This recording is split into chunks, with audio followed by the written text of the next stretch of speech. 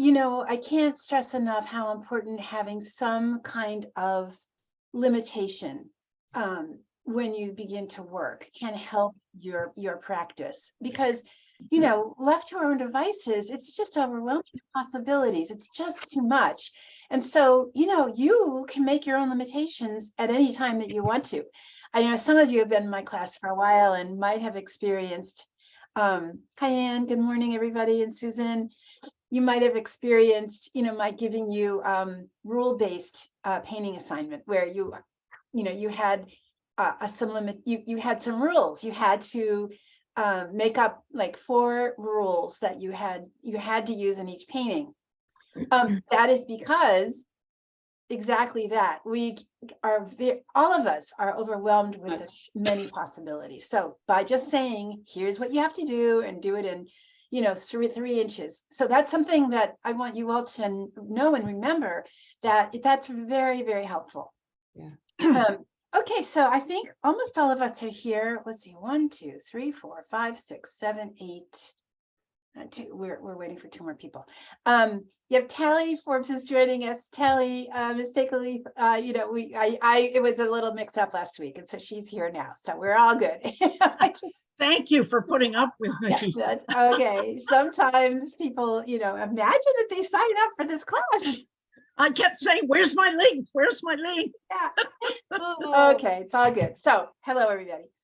All right, I've been looking at your Padlets as they've been coming in very excitedly, because I'm always curious to see how people interpret, the assignments that I give you.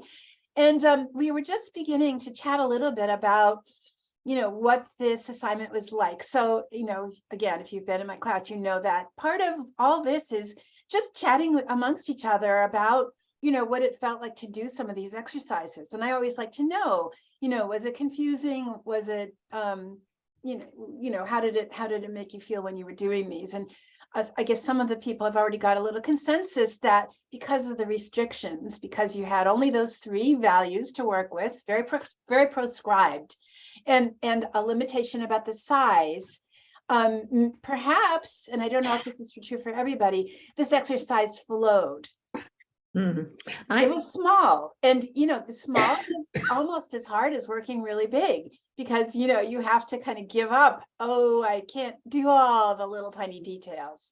And you had your hand raised. Go ahead. I'm glad for the exercise and like doing it, but it's challenging, right? A composition, just as Katie said, has many aspects, and I don't think I kept them all in mind. I said, okay, this takes a lot of work over time, but over time. Glad to do exactly. it. The more you do it, and the more you start, and the conversations we have here with learning ways to talk about what we see, and all of that will influence you. And if you just look every day at the variety of things that come across our desk. I mean, everything is about composition, everything, it's everywhere we look. And so you could do, these little exercises during the day, or where you're on the phone, just kind of look randomly at some place and imagine the negative and positive space that's there. So it just becomes a sort of a behavior of habit.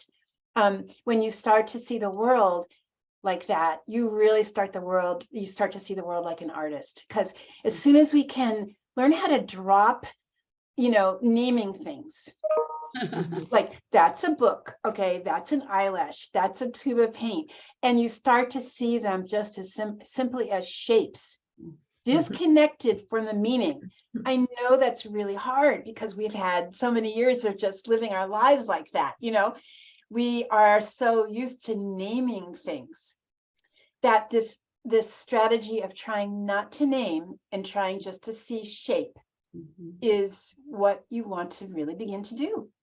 So we'll work on that as we talk today. And we have, I know this is a crash course, guy. I know it's very short, and I'm tempted to say, maybe we can continue, but I don't know. I don't want to push that on anybody. But look, in these 3 classes, at any rate, what I'm trying to do is to get to the heart of the matter. First of all, really talk about, what is composition, because that's really what a collage is all about. Collage is simply a matter of composition. And of course, gluing things together is the fun of it. And, you know, this sort of strategy of having things that have already been kind of made and cutting them up gives you a freedom that painting does not, because, you know, when you want to move something around in painting, it's just much harder because you have to figure out how to get rid of it. So, but, you know, the brilliance of collage is that it's eminently movable and forgiving in so many ways. But so we started with the value yesterday. I mean, last week we started talking about the relative lightness and darkness of color. We talked a lot about negative shape. We talked about, you know, how the eye perceives. So it's so much of this is really about the nature of us as human beings, the way our brain really sees the world. And then today we're going to get into some color. So again, a crash course, it's very quickly, we're going to dive into a bit of color and a little bit of making papers, because that's, again, so much a part of the fun of collage, is that, you know, you have access to all these possibilities. And, you know, last week we did work a bit with some pre-designed things, like, you know, stuff that I had asked you to bring in, black, white, and gray. So today we're going to be working more with our own leftovers, old prints, making some papers and playing with that in color. And then next week, what I want to do to kind of pull this all together is to talk about making meaning with our collage. So there are some strategies that we can get into that. But making meaning, we don't want to think about that today. We want to still, you know, keep a very open mind about just trying to really perceive you know, the kinds of things that we talked about last week, to stop naming and to really understand, you know, shapes as shapes. That's the key to it all. So how does that sound? You know, as I said, it's a crash course. It's really very, very quickly, but, you know, I'm hoping that these are things that you can use to grow on and grow within on your own. Yeah. That's great. Okay, so what all right, anyone else want to just talk a little bit about how this exercise felt last week? You were working with your handmade papers, just black, white, and gray, and creating 12 little 3x3s. Any other thoughts? Anybody else want to just share how that was for them? I'll pop in for just a second. Okay, go ahead, Tom. I was in a hurry the whole time because I was catching up on the first class and taking notes and so on. And then, so I felt a bit reckless, but that's okay. I like feeling reckless when I paint. I think I paint better when I'm feeling reckless. And so I did my homework this morning, for instance. Okay, well, at least she's honest. Because I did all the other stuff as I saw the recording. But I felt there was a little bit of a breakthrough for me. I've been stuck lately, and there was something about basically having 3 different shapes and 3 different things to work with, and not like 20. Really helped me, and I got feeling very playful, and that was such a fabulous feeling. So again, this underlines what I said in the very beginning. Limitations are actually an asset to creativity. Yeah. Has anybody heard that expression? You know, a lot of people have talked about that. You know, within the limitation is the farthest creativity that you can imagine. It isn't true that having something wide open is good for creativity. It's just too damn hard. Okay, so let's go look at Padlet. So what I want to do now is just take a look at what you've done. And, you know, I don't, what I want to say first of all is, as we look at work, please don't feel that I am picking out or, you know, in some way, not paying attention to what you're doing by not talking about everything. It's a great, wonderful full class, but it will take a lot to go through everything. You know, so just understand that what we're doing here, again, we're not judging good or bad. What we're looking at is how did people solve this dilemma, you know, of using a 3x3, and also I may ask you, the whole class, which design, which composition is more successful in that, in success in this particular class. And can you see, by the way, can people see? Or- Yes, Okay, yes, good. very Right. well. I don't know what happened last week. We had all these like weird, things with it. To ask yourself, what is success? A successful design is one that a viewer engages with and stays looking. Okay. And, part of that is also being, noticing the negative shapes as well as the positive. All right. And the other caveat I want to say is, and I said this last time, but, this can be, a little bit overwhelming, but to remember that, we can use collage to speak about a feeling or an emotion.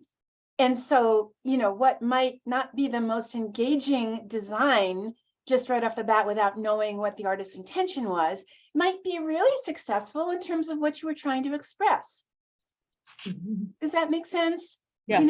And we're going to talk much more about that next week as we get back into sort of making meaning.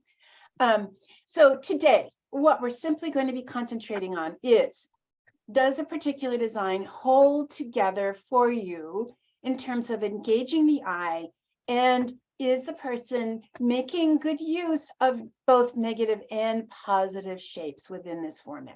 All right, so we're going to start with that. And Susan, we're going to talk about your grouping here because you came up first here.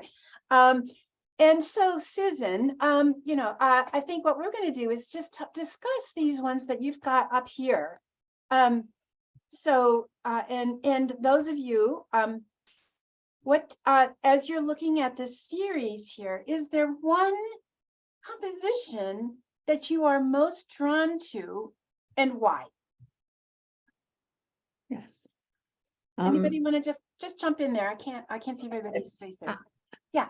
I'm most drawn to the middle one. Okay, this one here. Yes. Okay. Yeah. Tell us why. Is this Anne? Yes. Yeah, Anne, tell us why. Well, I looked at all 5 of them together. My eye kept going back to this. So but somehow that curvy shape at the bottom it can lead you to the right or to the left. So it kind of have 2 chances to go up and around. Yes, that's and so interesting.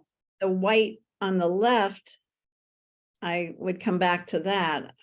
I don't know how it works, but I'd say my eye maybe moved more, but in a satisfying way, not a confused way, on this one. Yeah, no, that's so interesting. Let me just make it smaller. Sometimes we can see these better when they're smaller. We can sort of see all the pieces of the puzzle together. That's really interesting. And it's true. This kind of bow shape does do that to our eyes. It sort of does take us around. The only thing that I would question in this one is this little shape down here, and whether it might have been a stronger one to just make it all black, since it's a small space, so that would be. Okay, does anybody want to pick out one more that they feel they're drawn to, and Susan's especially, if it's not that one, another one? It's Tally. Tally, yeah, which one? I'm drawn to the very first one, which has, so now that I'm looking at it, I see a foot, but that's not what I saw. I'm drawn to the white there. It's very powerful. Yes, it is. And so is the black, but until you blew it up just now. Yeah. It was really the white that hit me big time. Interesting. So we have a nice contrast with the white. And, what we talked about last week, this idea of putting the heavy or dark color or bigger shape on the bottom does tend to visually weight design. And again, if you're, trust your own perceptions, everybody, because we humans do tend to do certain things, it's sort of by being, living in a gravity bound world, we understand, something that's dark and heavy to be weight on the bottom. Now, sometimes you can use that heavy black shape on the top, and it gives you a different sort of feeling.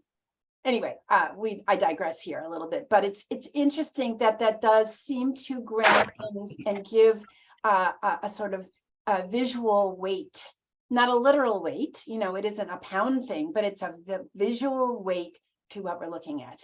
Great, and I would say, Susan, yeah, that I agree. This is a successful grouping in general, because I think what you've done is paid attention to these let's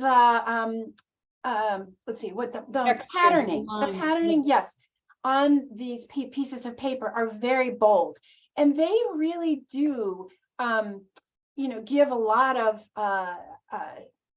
stuff to look at in here. So I think your sort of inclination to make them more simple in terms of the way the shapes are related was a good one. Yes, I okay. agree. I agree with that. I'm really impressed with how she used not just the shapes and the values, but the textures, and how there's like all different effects in each one of them. Yeah. And I enjoy looking at each one. Yeah, that's right. I was amazed at how much detail there was in that texture sheet. Yeah. How it just started looking like all kinds of stuff, like figures and shadows and buildings and landscapes and trees and it was, and also the progression. Now that I see them laid out in a progression, it's pretty much the order I did them in. But that black shape is just sort of rotating its way through all of the pieces. There's just a lot of continuity. And towards the end, I found I didn't need 3 values. That the last 2 pieces were just 2 values in the paper color, because I just didn't need the 3rd. Right. Well, that last one is very powerful, just because of that, in its simplicity, with that big, it's almost like a monolith. Big, it's very dramatic. The monolith appears in kind of some of the other ones. So it was an interesting series. It was the fact that they were so small and I could do them quickly meant that it was a series that dragged out over a couple of hours, not days. Yes, and that's another thing that I'm big about, doing lots of something instead of just one, and because you can go through a lot more ideas. Okay, we're going to move a little bit more quickly. Anne, you're next here. So Anne, here. So,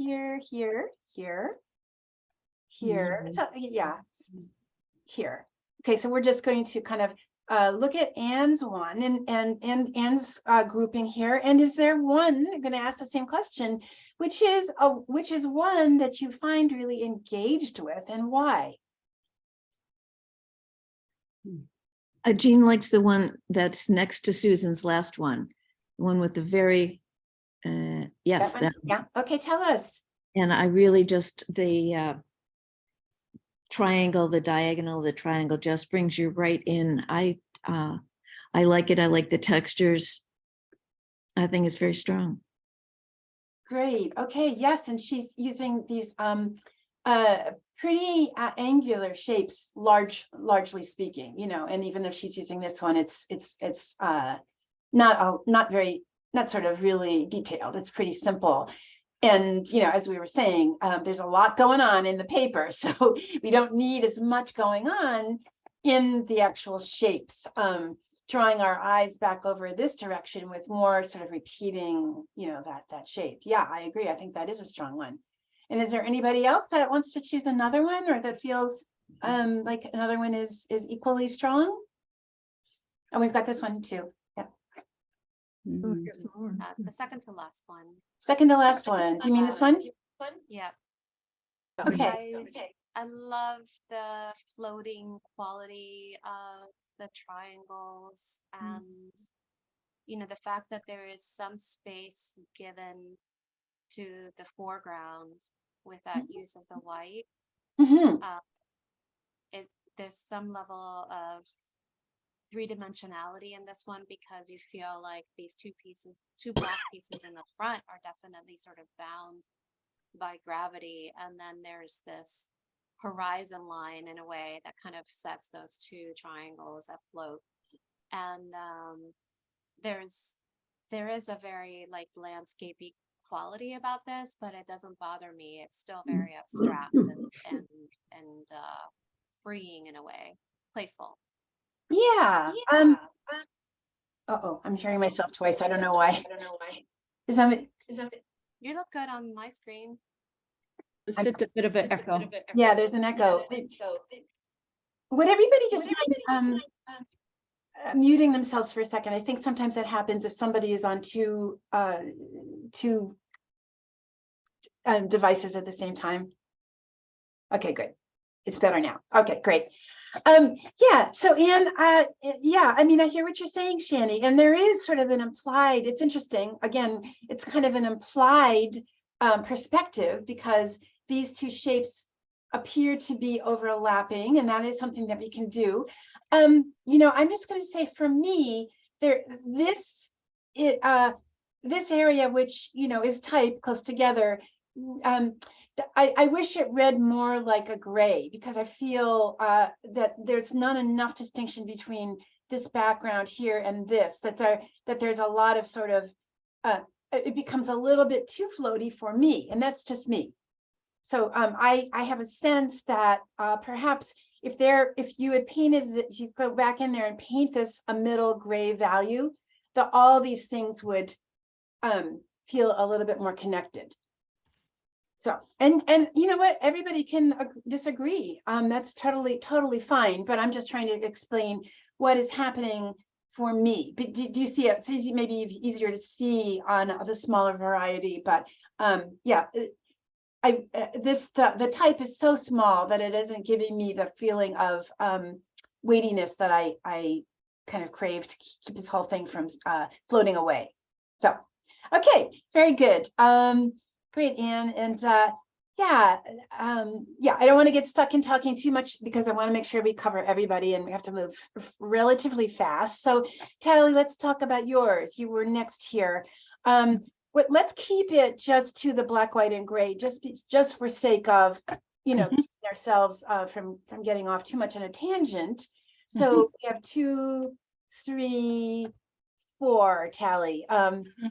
So is there any one of the, oh, sorry, this grouping, this one, and this one, what's working the most successfully to any of you, feeling like it's kind of living well in the rectangle?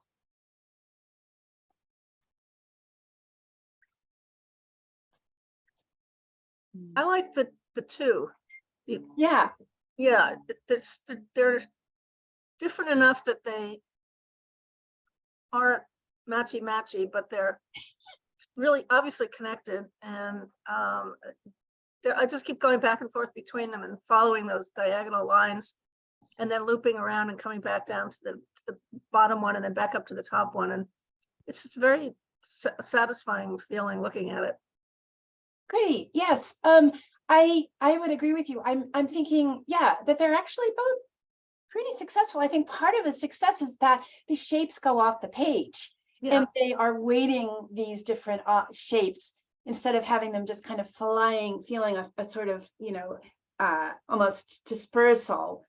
You know, we're keeping ourselves grounded by this. And, you know, we talked a lot about that. That's a little trick of the trade, thinking about ways in which your negative spaces or positive can glom onto the edges. I mean, not always, it depends, but, you know, I think that's something that does work in this case, Tally, to hold these together. Great. Anybody else want another one that is drawing you in for whatever reason? Second favorite?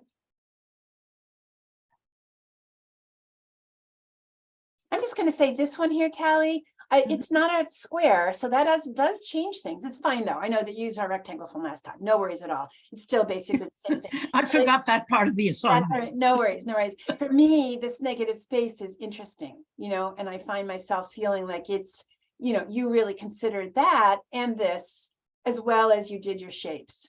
And, you know, it's not too much, because again, we had a lot of stuff going on here. When you start, and that's really true, when you start to take small pieces of brightly colored or, you know, lots of textural pieces of paper, you suddenly are confronted with a whole lot more than you actually thought was there. Yeah, and when we're working small, these marks become a big deal. They become something to really contend with. Whereas on a much larger scale, they might just kind of blend together and create a sort of overall value of gray.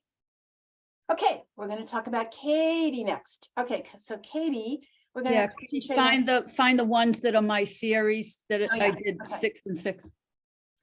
Okay, let's see, Katie, are you down here? I wonder. There's like pictures. Yeah, Yeah, there it we is. go. Okay, Yeah, great. Yes. I accidentally did it twice. So Okay, yeah, no, ones in the middle are, oh no, wait a second. Yeah. yeah, you did that twice, but we can look at this. Let's just talk about this series, just because it makes it a little easier. Is there one in this series, everybody, that's, you know, you're sort of bringing your eye back to? What is one that sort of keeps your engagement? I'd say the bottom left. Okay, why is that, Susan? Joan Oh, speaking. Joan, oh, okay, hi, Joan, yeah, I gotta look at faces. Well, that sort of a round thing pointing to the bottom. Yeah, yeah. Makes my eye flow, and then I go up and look at the black lines on the white, and then it just sort of makes me go in a circle, really. Okay, to see good. all these different shapes and values. So I like that one. I think they're all terrific, but this one is the one that makes my eye move around more. Okay, great. And we did really talk about how we can kind of control the viewer or our own eyes by understanding that we like to look at contours. You know, our eyes are going to take a ride. They might make a little bit of a, you know, diversion. They might come back around here. But yeah, this sort of strong curvature here is really compels us. I'm just going to say here, Katie, that you might, you could simplify this slightly. I'm not sure you need all of these elements because I'm not finding that I'm really caring that much about this one, even though you have, you know, you have reused it, which is another great way. Our eyes look for repetition. So we do see this, but I guess, you know, there's a lot in here to get caught up in. So I find that I'm sort of ignoring these other shapes. And that would mean to me, maybe, you know, maybe simplify something here. So just, yeah. All right, is there another one here that you find also Could we also look at, because I did another 6 that are there too. Okay, let's just take a look at those this two. one. All right, yeah. How about in this grouping? Anybody finding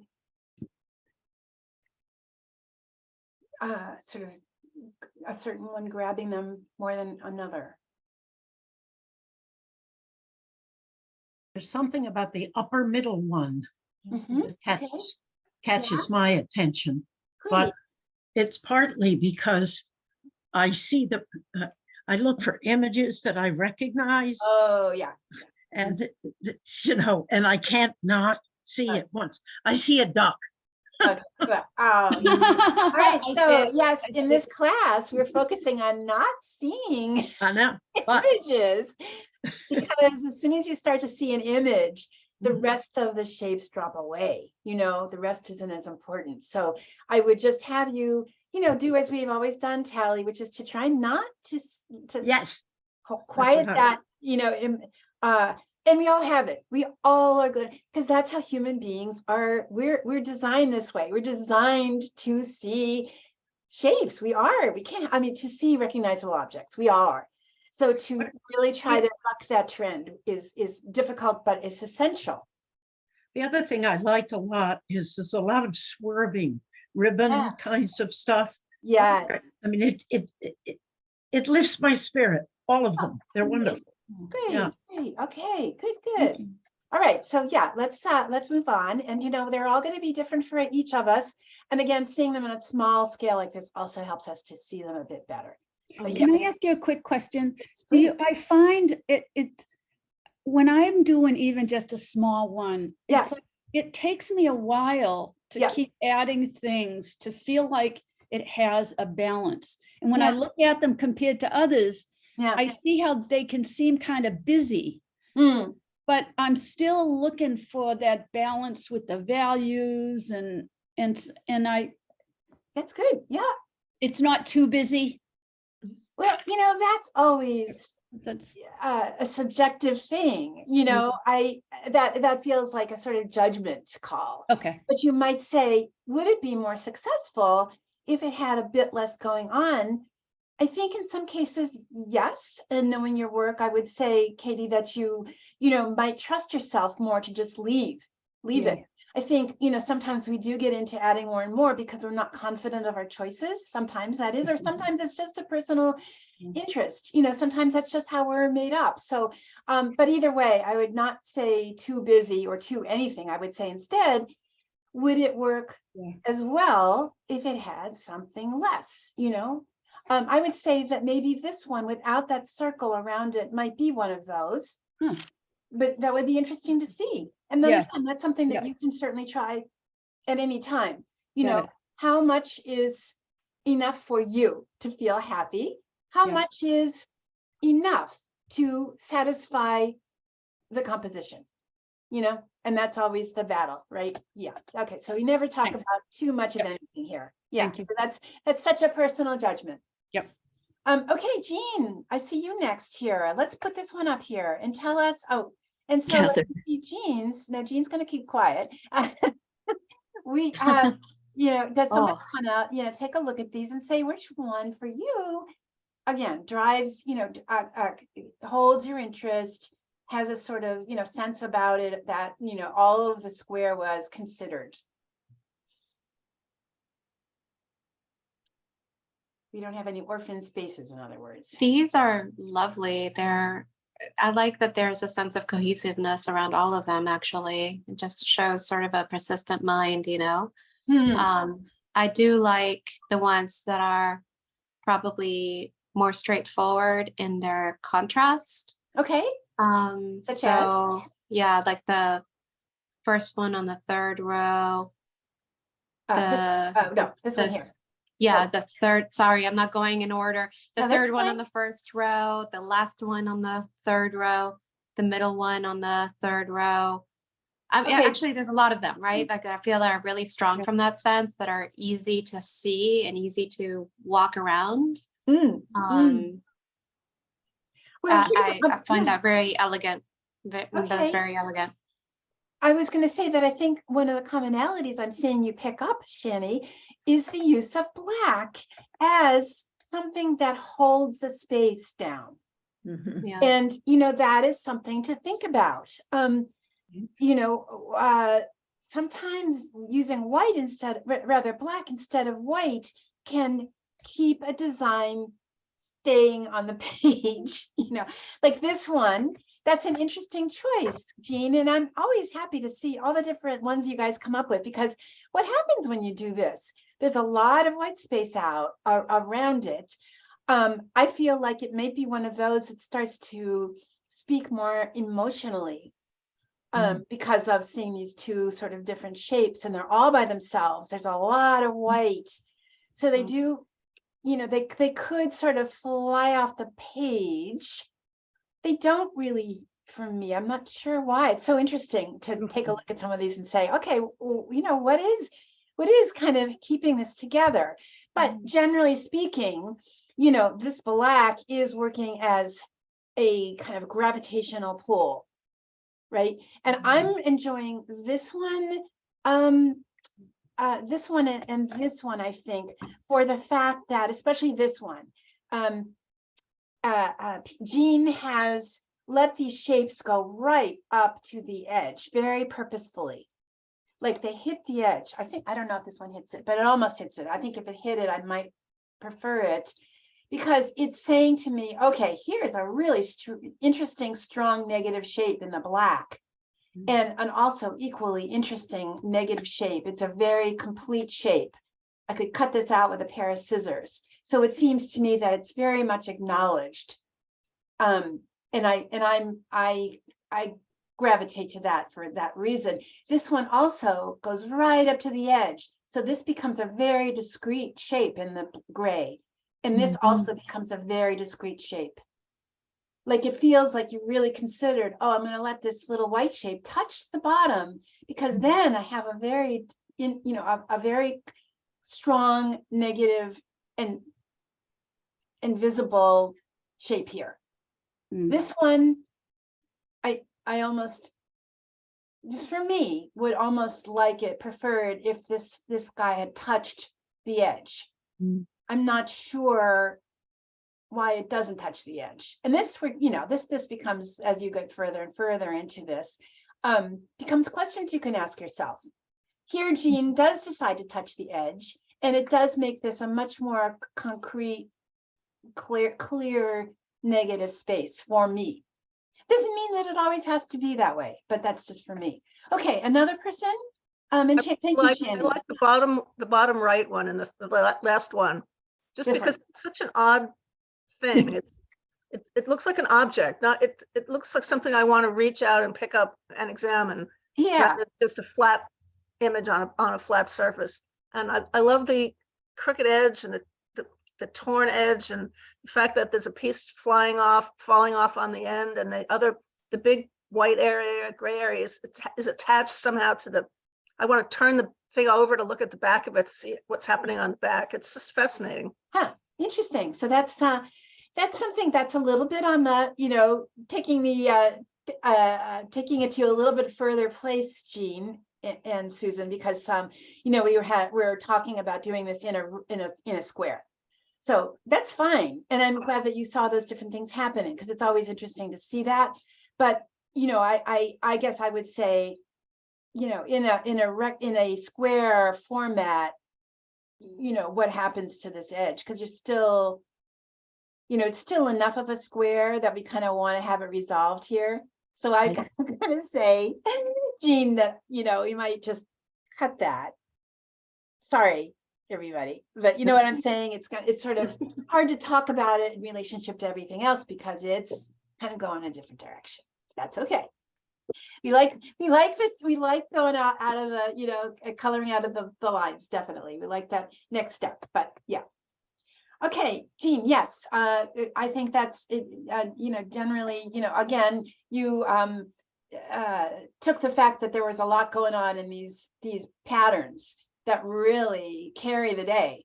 And especially like in this one, there are just two pieces of paper here. I think that's pretty effective, right? And because you've got a circle, but we see little dots here, it holds together in that we understand why that's there. And I think the same thing here, the circle is repeated in the smaller one. And you also see this sort of pointy shape kind of repeated, within some of these other areas. Okay, let's go on to see, Susan, I think you're next, Susan Kinsella. I don't know if I'm pronouncing your last name right or wrong. Is it right, Susan Kinsella? It's Kinsella. Kinsella, okay. Yes. And I think mine are farther up. You have Okay. to scroll Okay, up, all right. because those are my ones from last Yes, week. yes. Okay, let's go back up. Then there should be two of them. Okay, very good. Oh, yes. Okay, great. All right. So you have two groups Two of 6 all groupings. together. Great. Is there anyone here that someone wants to, as you look at them, kind of grabbing your eye, pulling you in, feeling like a resolution in terms of the square, like everything is considered. I like the bottom right. Okay, great. Joan, why is that? Well, it's grounded by the gray and these little bubbles, which are interesting. Yeah. And then those lines that crisscross and sort of send me around looking at things. And then I also like that black line at the top. Yeah. That sort of holds it. Yeah. Doesn't let it fly off the page. Yeah, isn't that interesting? That's a very interesting piece. Yeah, and I think you're introducing another element here with the use of the curves, which isn't used anyplace else. But I think that some of these blobbies can act as like the second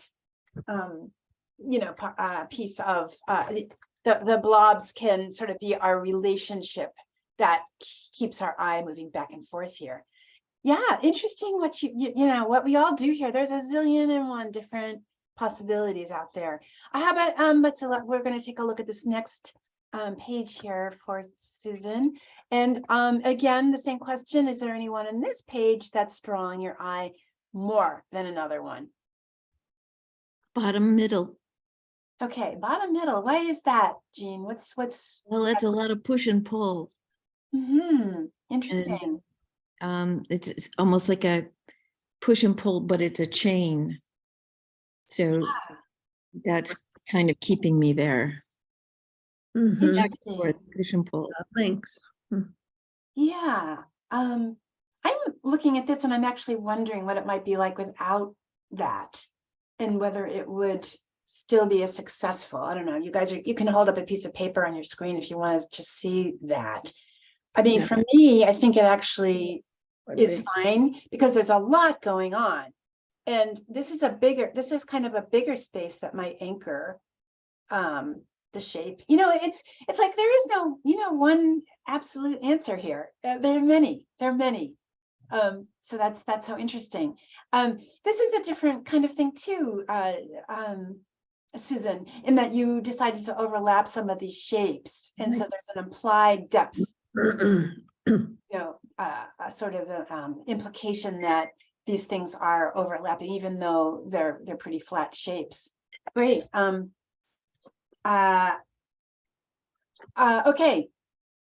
Good. All right. Yes. Yeah. And I think I'm just kind of liking this one too, because it's a sort of an interesting sort of balancing act, where this one literally seems to want to roll. Isn't it interesting what we can do with these semicircles? They really do, kind of give us a sense of movement in here, an applied sense of movement. You'll hear artists talk a lot about implied this, implied that, because it isn't really moving. It's an implication of movement. And, of course, we look down here as a balance, and then this gets a little narrow, but there's like this marbles going back and forth and sort of an implication of movement going down here. Just interesting what happens. Beautiful. Just interesting. It's interesting for me to see these as like all of them, because there can be a series of them, and how Susan, you use the high contrast of the black and the white is very powerful for me in your compositions, and your use of circles. Yeah. And the effect, I find them very powerful, from the big ones that can imply almost like a sun. And these other ones, they're saying something there as a whole that I found very powerful. And I love how other people in here and others have used the torn edges. It has a very dramatic effect. Yeah. Well, yes. Help create a contrast also between the black and the gray. Exactly. The contrast of the torn edge is something that is at your beck and call should you wish to use it, because what it does do is, yes, create a strong contrast, and it repeats the white. So it kind of brings your eye into that. Okay, let's see. Who are we still needing to talk? I'm worried I'm jinxed with this class, but what happened is I had my computer in the room with painting, but the router wasn't strong enough, so it died. So I had to move to here. So okay, well, and I wish I put them all together, but I didn't. So okay, anyway. No worries. You're fine. You're absolutely fine. Thank you for trying this. I know the technology can be definitely in the way. On the other hand, you didn't have to drive anywhere today. So. No, I didn't. So it's fine. All right, so let's see if we can kind of all through all of these. 1, 2, 3, 4. I think there are 8. 5, 6, 7, 8. All right. Here are 8 of 9. 9. Okay. Yes. I think only 10. Those are from the earlier. That's the early class. Yeah. Let's concentrate on these ones that are like the others here. So is there one, everybody, that you're glomming onto, you find you're looking at over and over again?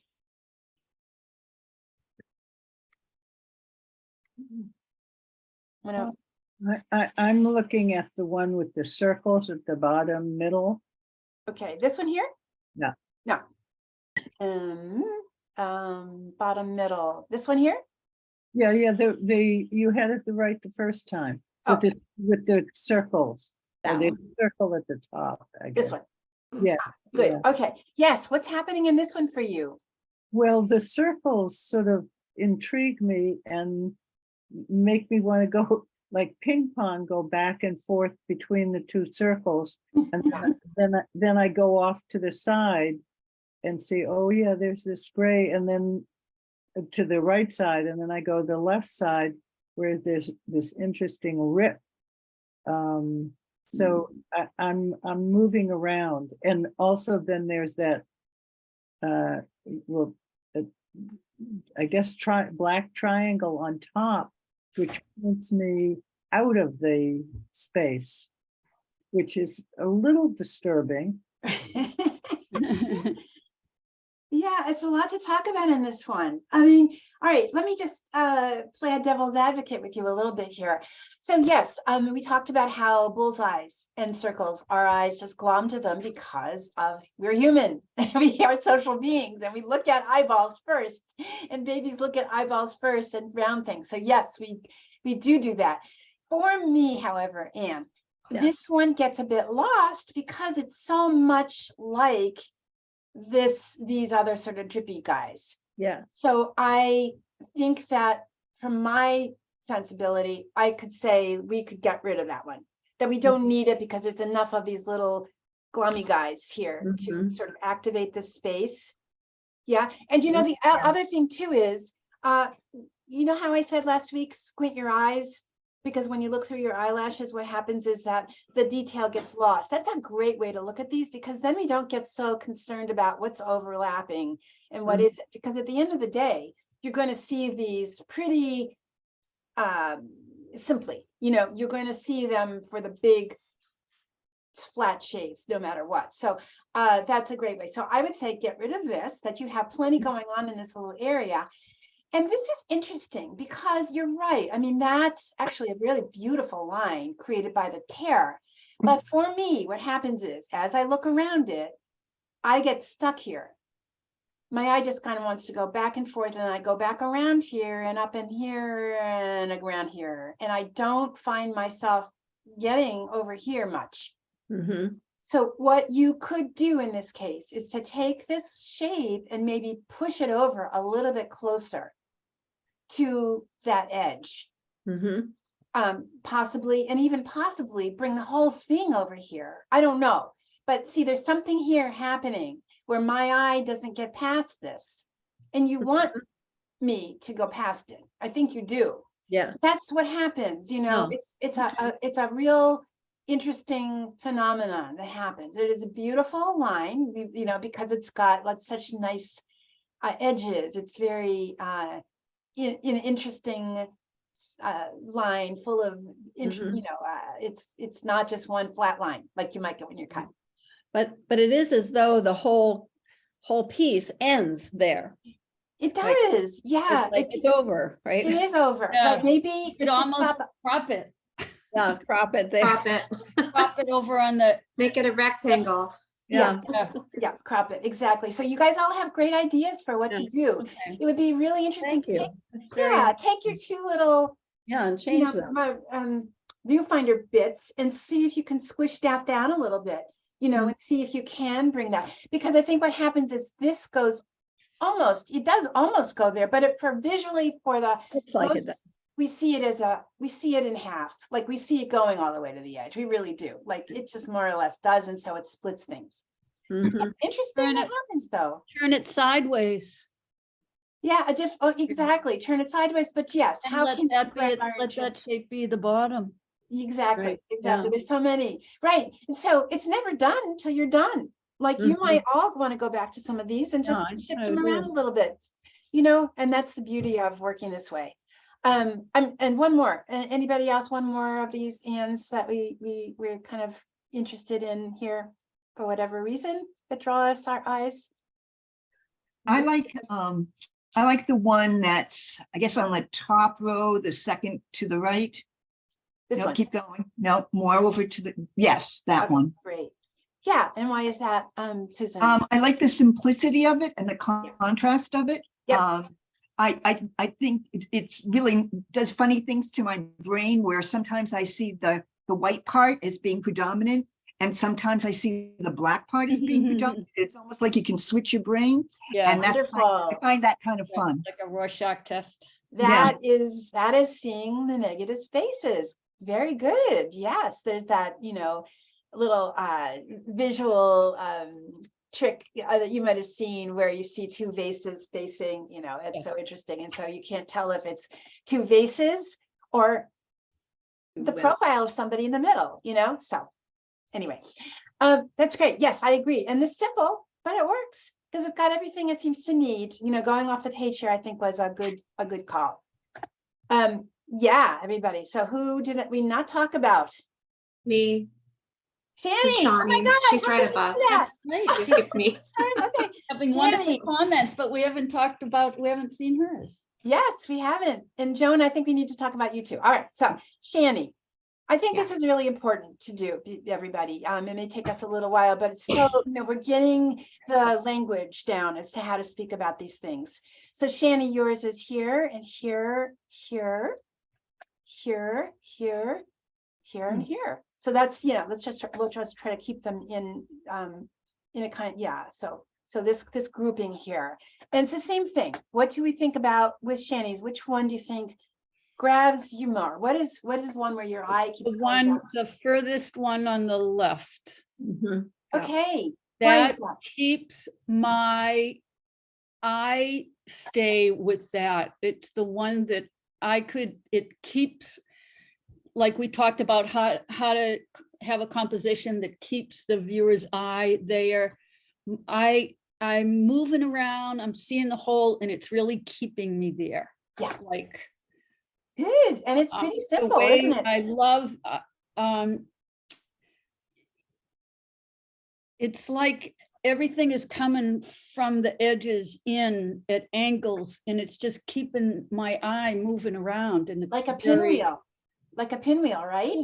Yeah, Pinwheels, exactly. That's sort of a kind of thing we've got going where the beautiful points push in, and they don't go straight up and down. They go off at angles, which gives us a sense of movement, and they kind of come back in here and go around and around. And it would not be the same if it wasn't for that triangle on the left too. Like, to put that in there, it really, I don't know if it was there in the print of the surface, but I love the textures that there too.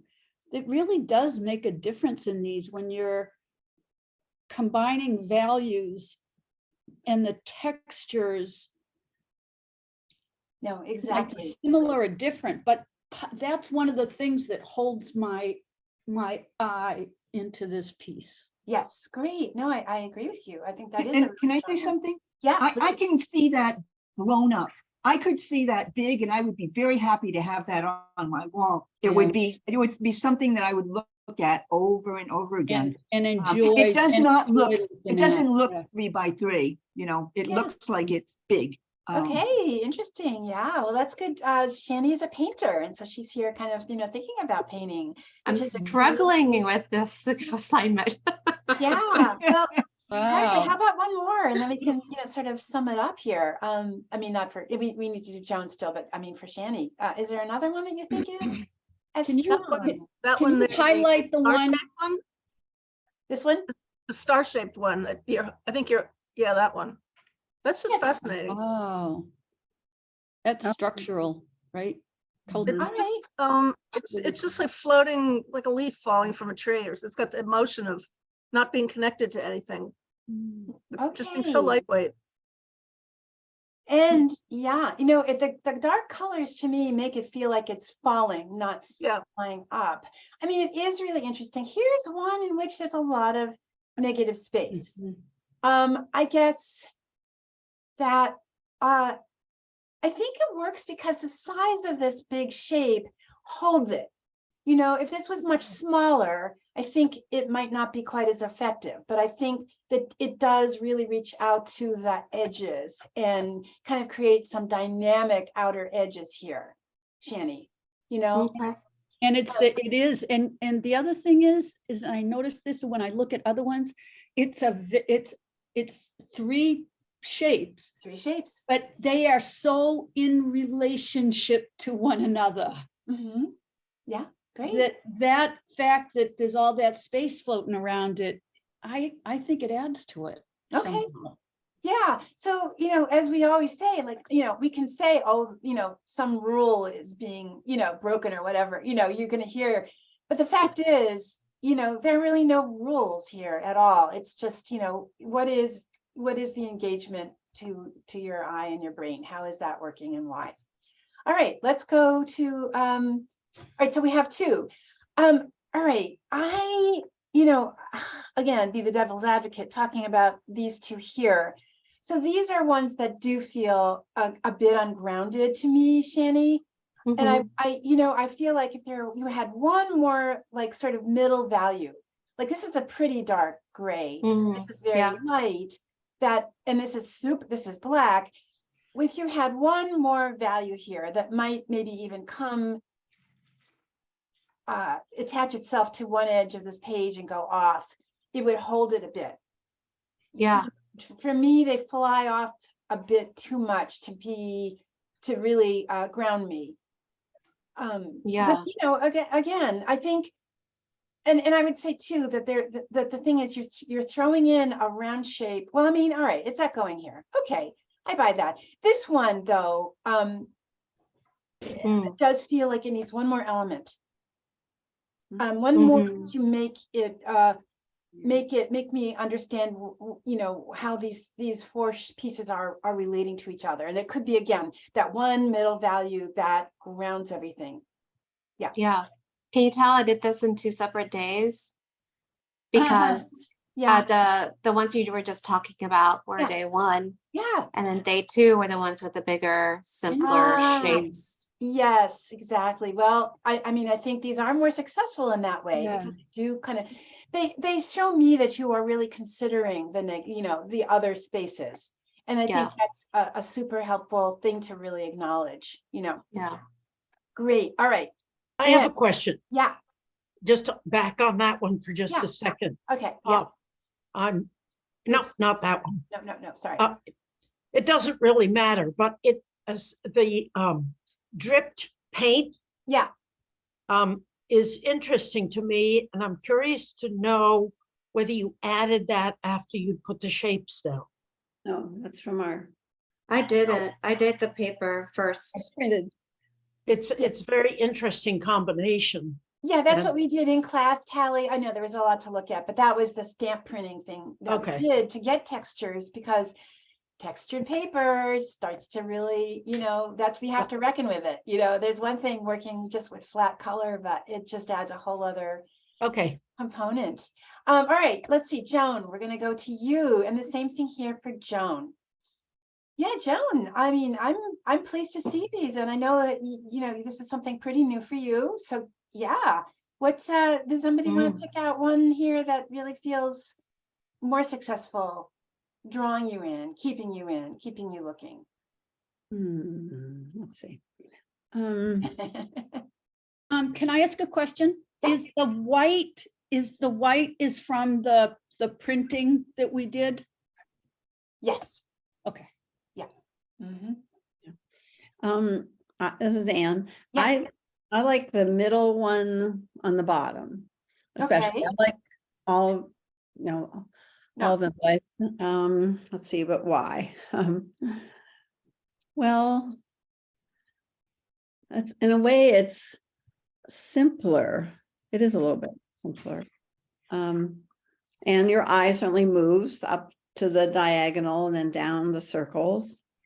And the negative spaces are interesting. Yeah, they are. Yeah, good. Yeah, I think you're right. I guess if I were to do anything to this, I might extend some of this printing just down here, because then, as I said, when you squint at it, this becomes white. And so I think it's less balanced than it might be if this had more on it. It's tricky to put these two circles so close together. I don't know. I know now here's one where they're separated. I'm going to say that this one for me is a bit more successful, because I also can see that you were taking into consideration that this thing really touched the edge. So I have a discrete Mm. white shape, like there is negative shape here that's really interesting. Another really interesting negative, another one here. I don't think you need this black one here because again, same as the other person we looked at, I forget who that was, but you've already got your blobby, you've already got some black going on in here. I'm not sure you need it.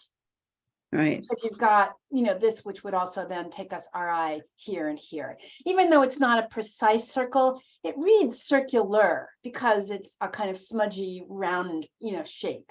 But it would be interesting to see what happens when you take it off. Yeah.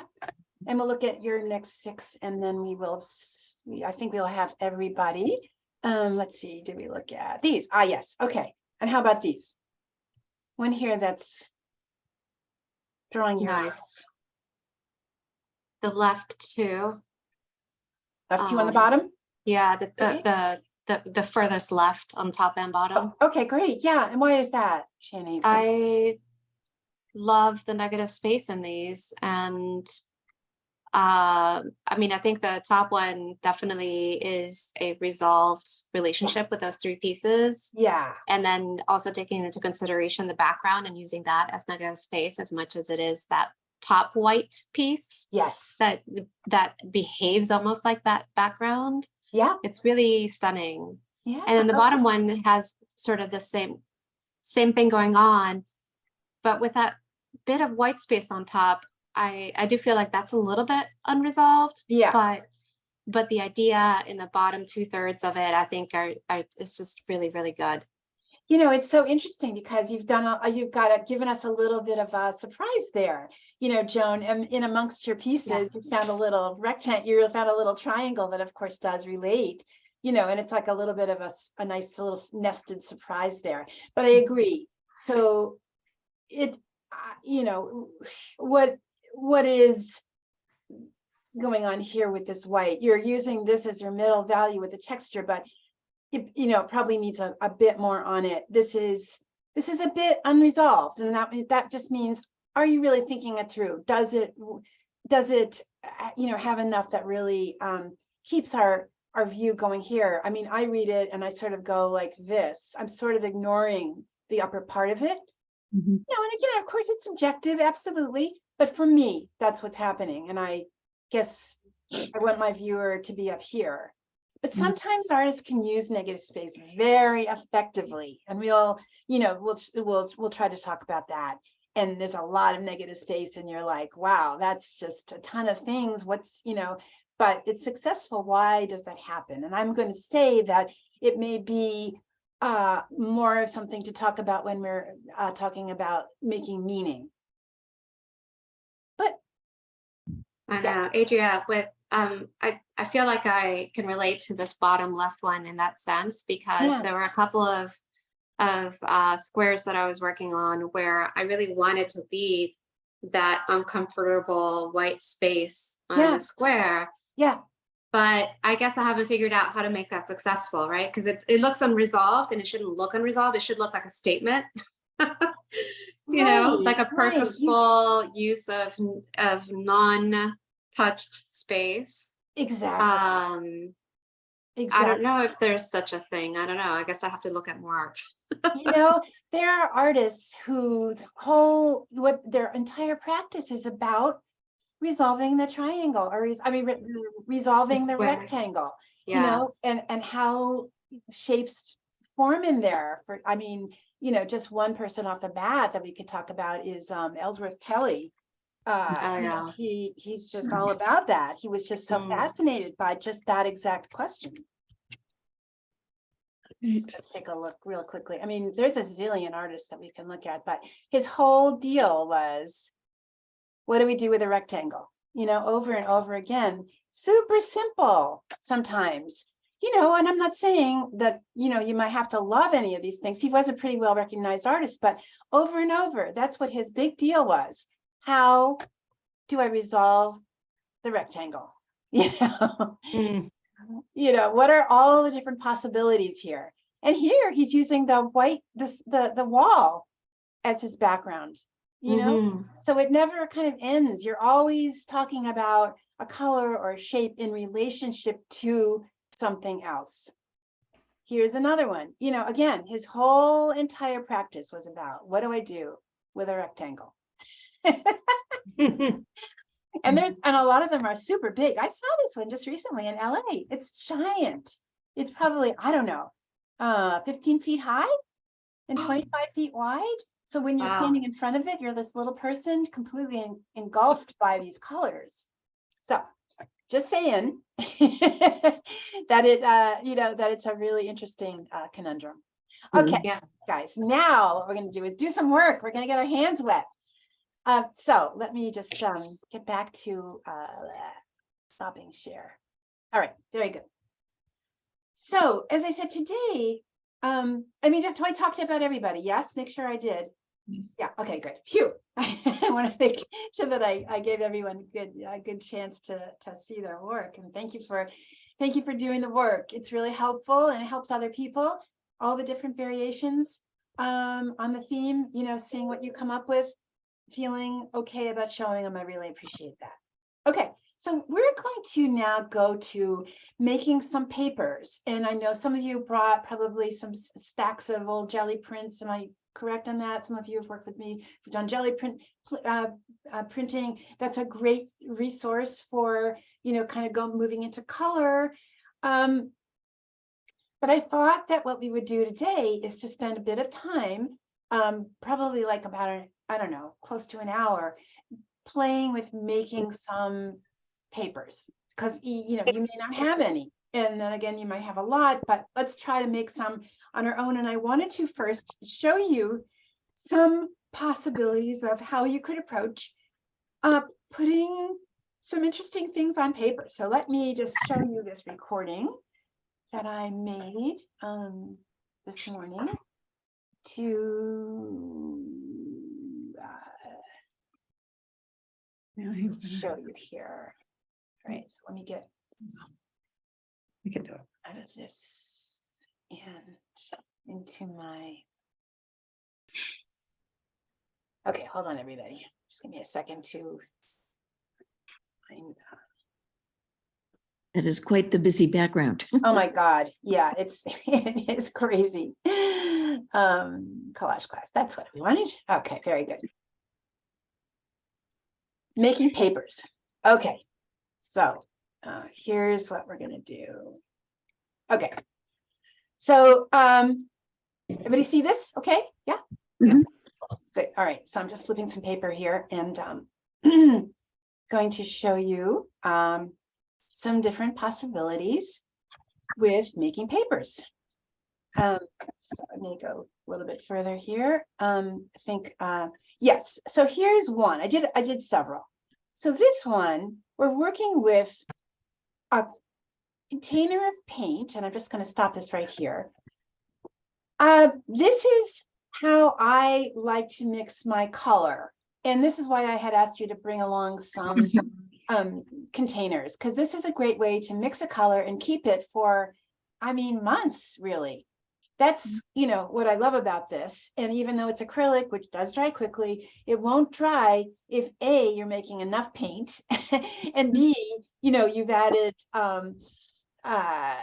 you know, you've mixed your color together well enough so that, well, and you've got a cover on it. Basically, those are two things. Yeah, mixing up enough paint, because if you just mix it up a little bit and it's not like a tablespoon, it's going to dry in there really pretty quickly. But if you mix up, say, like a quarter cup of paint in here, it's really going to stay wet. Okay, that said, I want to make sure that everybody understands in your acrylics, when you mix white into any color, you are going to make an opaque color, a color that you can't see through.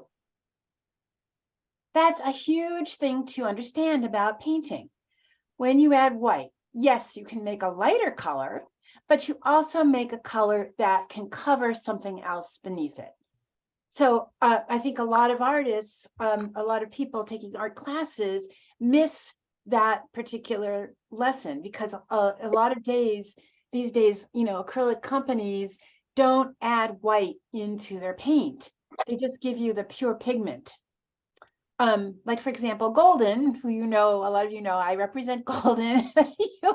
There are just a few colors now that they already prepare white into. And yes, those colors are going to be opaque. But if you are wanting to use a color like light blue, there's no way to make light blue unless you make it quite watery, right? Then where the white of the paper comes through. But I'm showing you now to get this color, start with a little bit of white or gesso poured into your little container, and then gradually add your color to it. Keeps mixing it, and then you can pretty much get a nice opaque light blue. Okay, so that's one thing. You are going to definitely want, oh, yeah, so that was the first one. You're going to want to make some colors that are just flat color, because as you can see, we will need that, right? You do need a sort of foil. We need a foil for the crazy textural colors that we love to make, right? And especially, you know, that if you've done anything with jelly plate prints, you're likely to have a lot of texture on there. Maybe sometimes not, but in general, what we love about it is texture. But texture needs a foil. It's really hard to deal with just a ton of texture. It's hard because, as you can see, it takes up so much of the compositional space that we do often need some sort of resting space for our eyes. Okay, that said, I'm going to move ahead and see another possibility. Okay, this one is really fun. So are you saying that it's the opaque colors? Yeah. That give us that foil? Yes, the opaque colors. Yes. I mean, I'm going to also show you, you know, that there's you can certainly do that with watered down color, but you're going to get a different effect. You know, so I want you all to understand that you can use these opaque colors. They really, you know, can give you a nice grounding, quiet area for our eyes without being also, you know, that we don't see the brush strokes coming through. Again, brush strokes create their own visual noise. So if you don't want that noise, it's really nice to have a nice flat, unnoisy piece of color.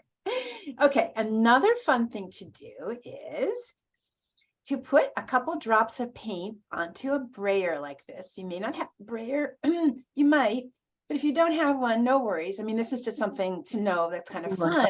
Yeah. Look how cool this is. Yeah, so That's great. that really goes a long way without the jelly plate, without just, you know, let's leave nice little spots. And that's so satisfying. It's busy, yes. But, you know, if we take our brayer and we kind of go over the whole thing, we can quiet it down, but it really will be a fun thing to work with. Does anybody here not have a brayer? I let mine out and I haven't gotten them back. Oh, bummer. But Okay. I do have another alternative since I was looking for my brayers and I didn't get them back. If you have a scraper, you can scrape the paint across your paper. Okay, good. And have some similar effects. Great, Shani. Thank you. Okay, yes. So if you don't have a brayer, we make do, and that is what artists always do from the dawn of time. We make do with what we have, you know. Right. All right, good. So let's see. I think there's one more on here, this roll to show you. Oh yeah, this is what happens when you just, I think, water down a color. Let me just see what we've got here. Ah, yes. Okay. To water down a color, you can simply put some acrylic or watercolor down in your piece of paper and take a wet brush and just paint it so that it just covers your whole surface here. You know, and that's fun because you're going to get some nice little streaky areas and you're going to get a very nice light kind of watercolor approach.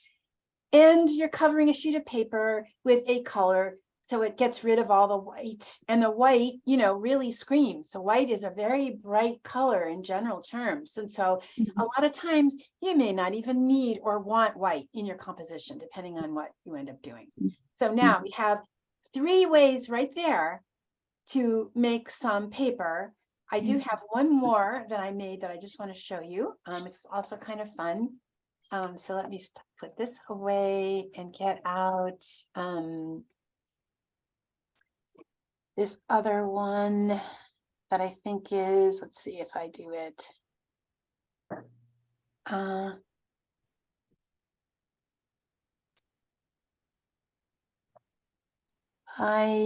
me just see if this is one I wanted to show you. Hold on.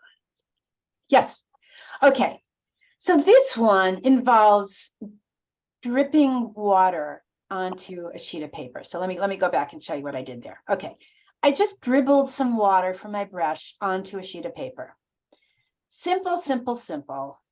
And then what I did was I took a little bit of paint and I dripped a bit into the sort of little puddle. Let me just do that one more time so you can see. I just dripped it into the puddle. Whoops, come here. Okay, there we go. All right, we're dripping it. We're just dripping it into the puddle and it already starts to go by itself. And if you move that puddle around a little bit, and if you just, sprinkle a little bit more water into it, we can get a really interesting shape. Oops, don't do what I just did, which is to get on the surface. Oh dear. But yeah, and it makes, when it dries, you're going to have a really interesting shape. And here's what I would like to say about the unpredictable shapes that we can make. You know, there's a lot to be said for allowing a material to just be what it wants to be, rather than trying so hard to contrive a shape. And I mean, 'cause we know we can do the shapes. I mean, we can do those with our eyes closed, but these uncontrolled, unpredictable shapes that nature makes simply by virtue of, like chemistry class kind of, are great. And by the way, and I'll show you what this looks when it's dry, because I've got it here. Here's one more that is really fun, which is to take a piece of string, drop it into a little container, and sort of paint it all or partly with paint. This gets a little messy, but as you can see, you can just paint it with that nice opaque color. This works better with the opaque color, I would say. And then we just pick it up and put it down on our sheet of paper, then take another sheet of paper on top of that, and we make our print. We're making our print without a jelly plate. Wow. And you see, there's a kind of graceful beauty that comes when you're not trying too hard. And I mean, that's something that takes a while to appreciate, but it comes with sort of stop naming things. Like just appreciate the sort of artfulness, artlessness, excuse me, there's a word, artlessness. That's sort of an old-fashioned word, but I think this is what it means. It means just kind of letting the beauty of the shape itself, letting the beauty of the materials themselves expand. And here's another thing that I did. Let me show you how I did this. I took my painted string, I put it between two sheets of paper, and then I squished down to reach the bottom part. Let me just get this. And I pull it out like you might have done in kindergarten class to make a sort of cool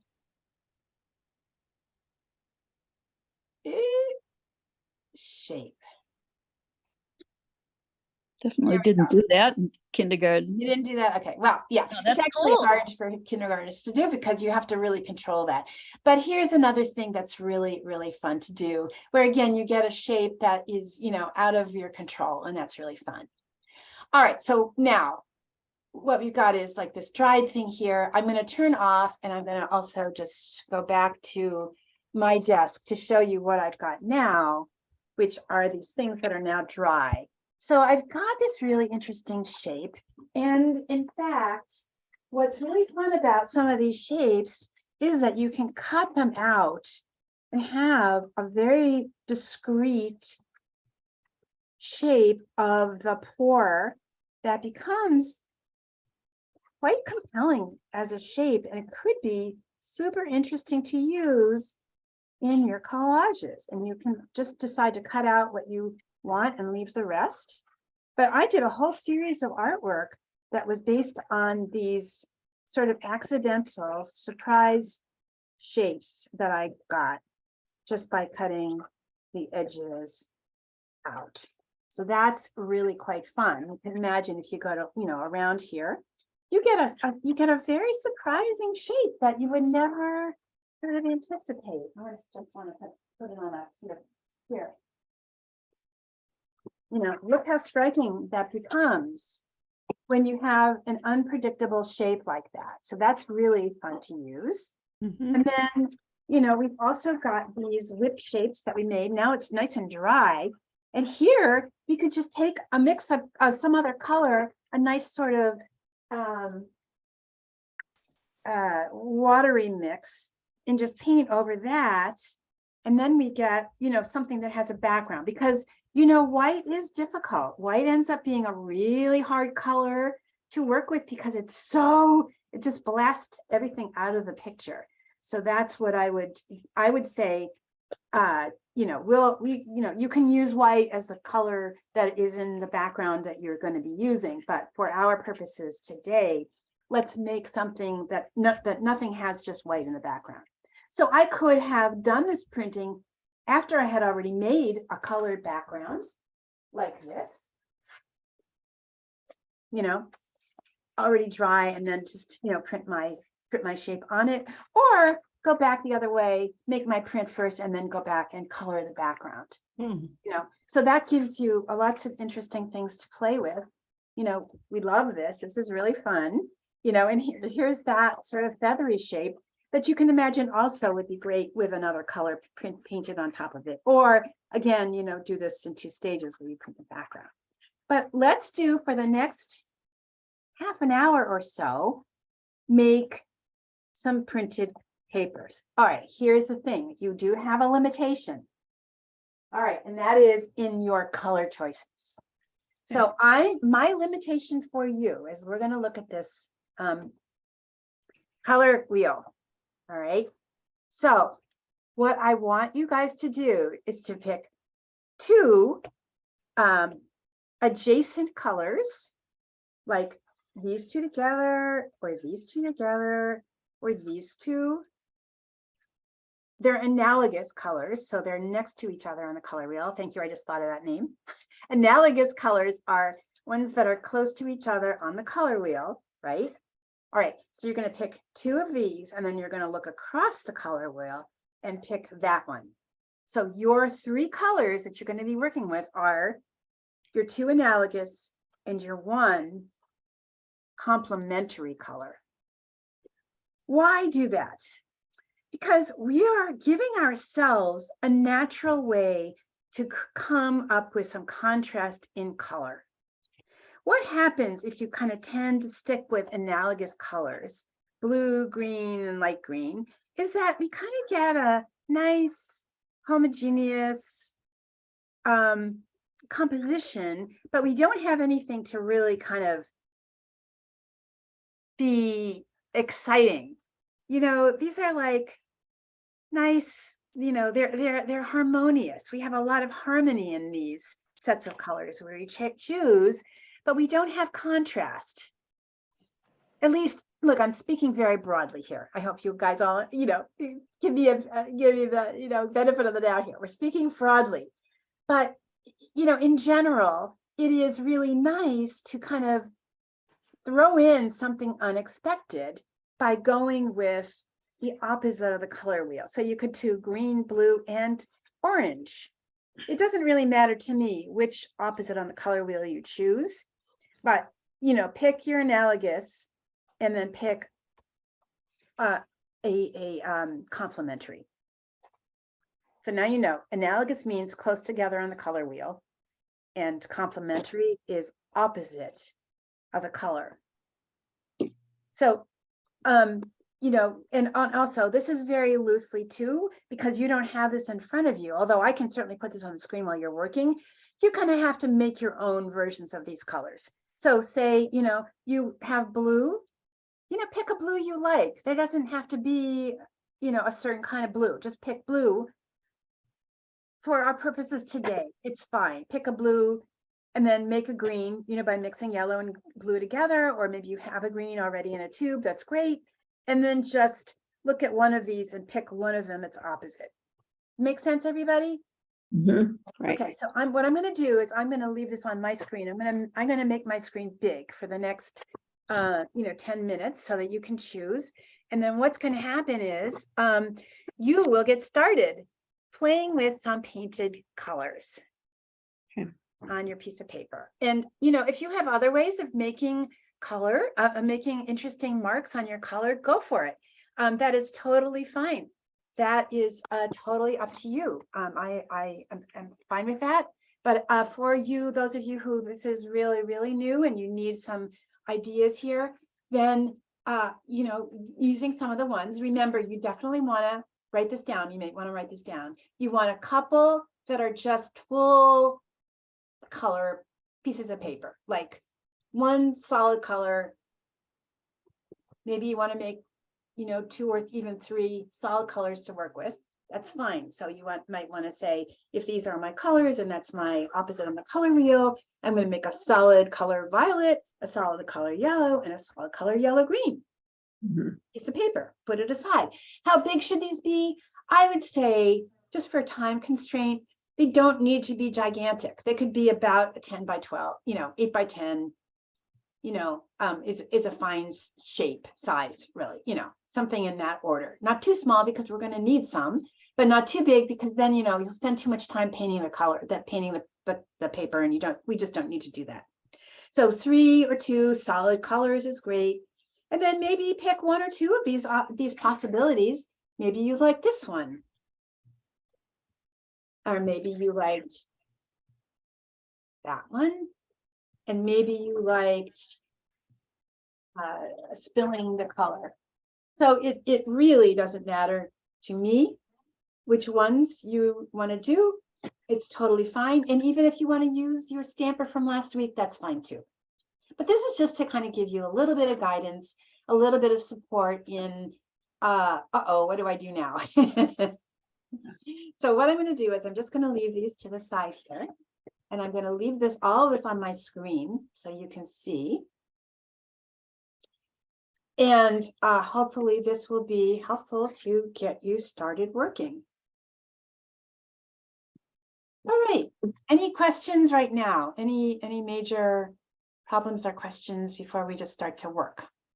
About how many of the non-solid should Good be? question. Thank you, Joan. Yeah. Let's do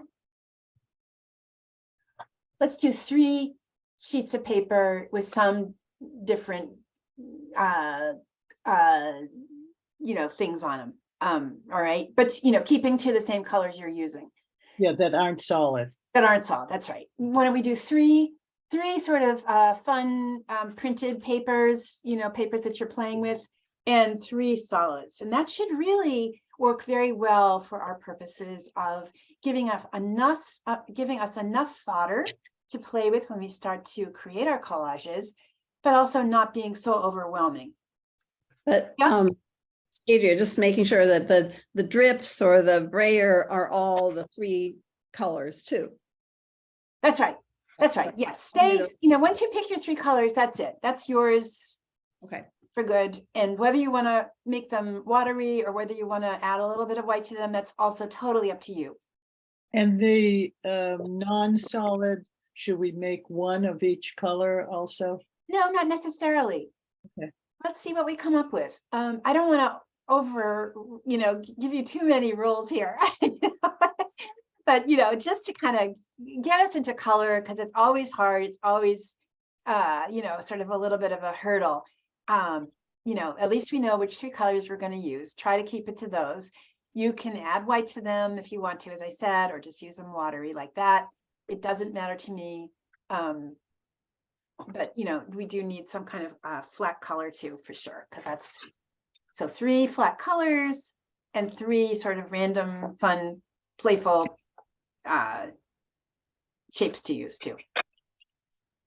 I have a quick question, and that has to do with paper that I've also wondered about. I have a lot of different weighted papers and stuff, and I know that if it's too thin, it buckles. Yeah. So we should probably work consistently with the same paper. I would say so. Yeah. And then, like the drawing paper, do you think is the best, or? Yeah, drawing paper I would stay with. Yeah. Drawing Okay. paper is certainly good enough. And if it curls a little bit, that's not a big deal. But Okay. the curling we can deal with. It's the too, if it's too light, it just gets wrinkled and it's just really Yeah. hard to deal with. Yeah. So yeah. Okay. Stay with your Thanks. drawing paper. Yeah. Thanks. All right. So I am going to stop talking and I'm going to let you all just play for a little while. Don't worry about this. Try to have fun with it. It's just have fun exploring and trying new things. It's not that crucial. I do think that at least you have limitations in your color. And that is a big one because we can go crazy with trying to choose color. So 2 analogous and 1 across the way. 1 a complementary color. Okay, so I'm going to mute myself and mute everybody else. But of course, if you have any questions while we're working, please do let me know. Flag me down. I'm happy to help you. I'm happy to make you feel okay. I'll try my best.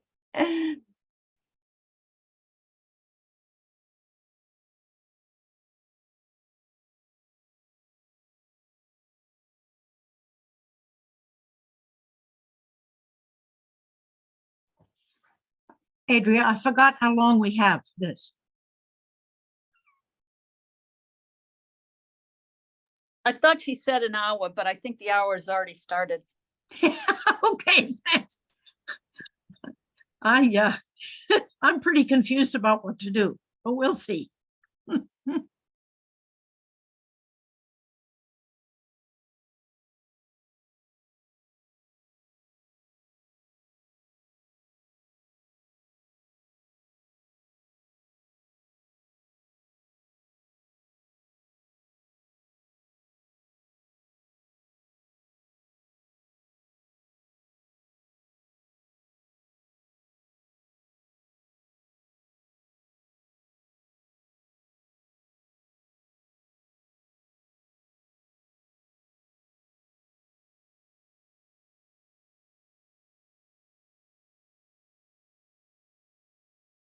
Oops, I'm sorry. I was just saying to Tally, 3 sheets of flat color like this, and then 3 sheets where you're playing with your different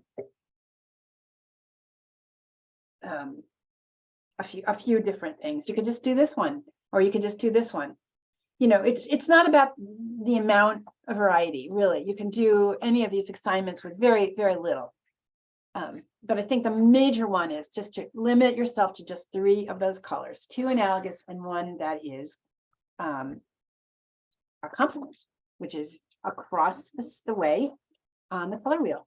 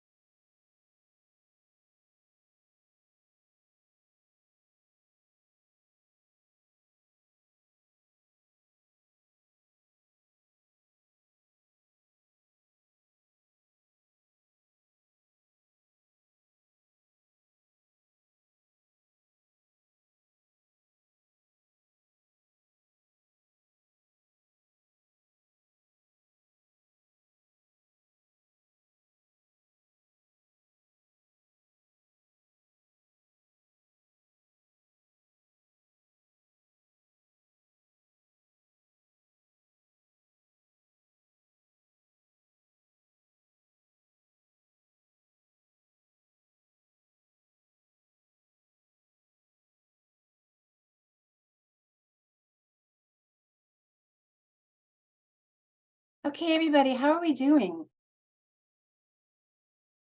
Let's see, unmute yourselves and let me know. We Making may a be big ready- mess. You made a big mess? Oh, good, yay. Um, Big mess. I've done my 3 solid colors and I'm just starting to work on the other more fun things. Okay, okay. How about if we go for another 10 minutes? Does that sound okay, everybody? 10 Right. minutes more? Yeah, because I'm gonna be talking about how we should do this, so your pieces will get a chance to dry. you know, and 10 minutes is great. 10 minutes, okay. And it's very likely that you will be doing these for homework, so. Okay. All right.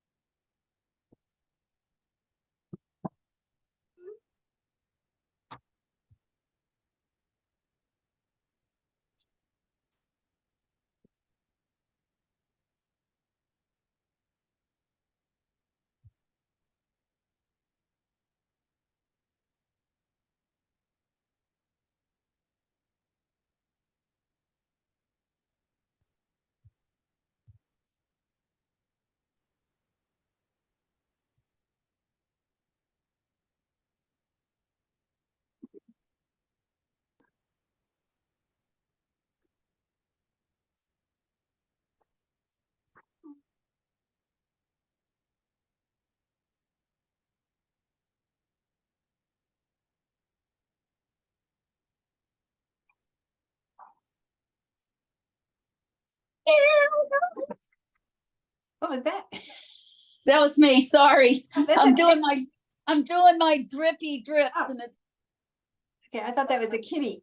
it sounded like one. Good. I have some questions, Yes, Adriana. yes. In fact, I have a lot of questions, Okay.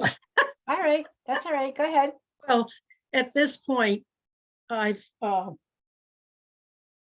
when you say pick, I looked at my notes and they don't make a lot of sense. That's the biggest problem I'm having, but we're supposed to be picking 2 adjacent colors. Yeah, And that's for any of the other things that we're doing, like when we use the brayer. that's right. Okay. Okay. Yeah, Tally, 2 adjacent, but then also 1 that is a complement. of And one of that the is a colors. complement. Yeah, right. And So like, so all of the other things we do, like with the brayer and the watered down pigment, should be with any of those colors. Is That's that right. what you're saying? yes. Okay.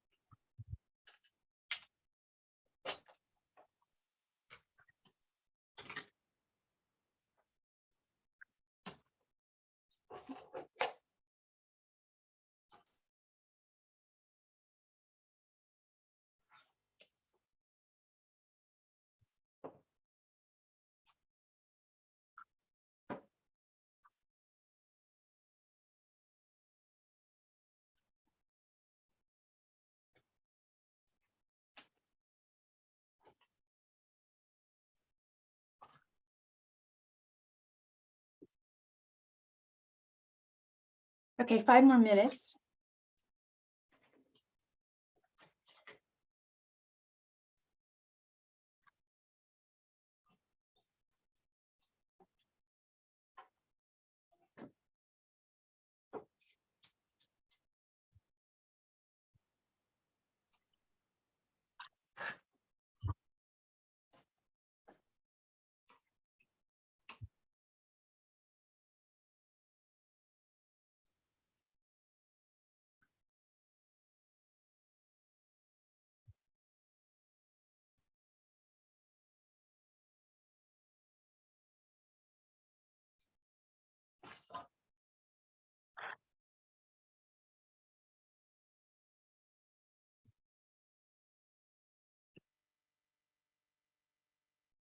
Mhm.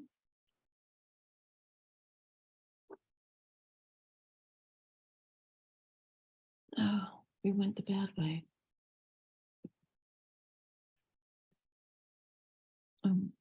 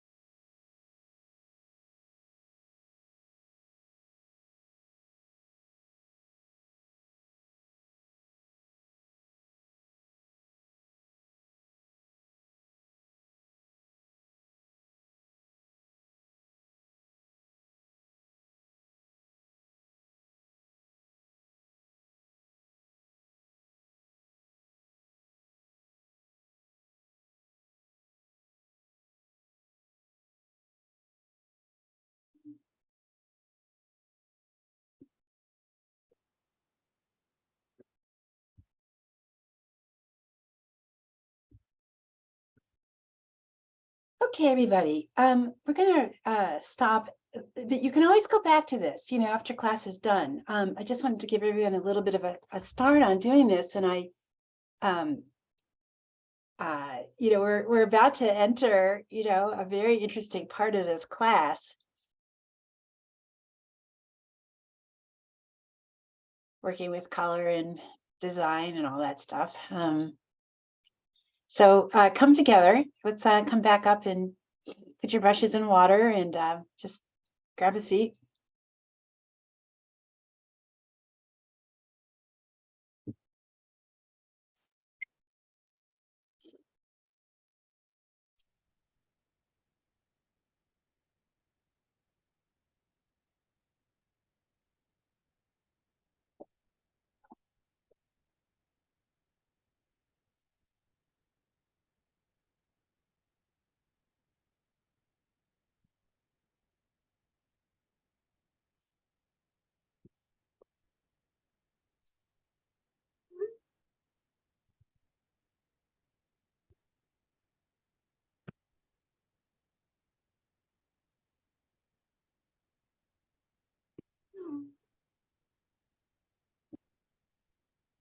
You don't want us to upload anything right now, right?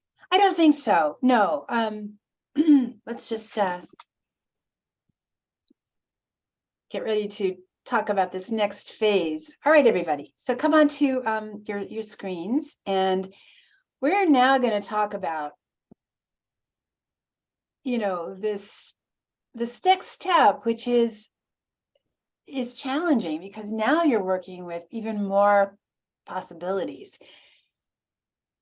However, as you may know, if in your collage past, part of the fun of this is that you do get to work with, just a lot of interesting textures and shapes and all that stuff. But, there is a way to approach it, which I'm going to kind of try to help you, get a little bit of a handle on.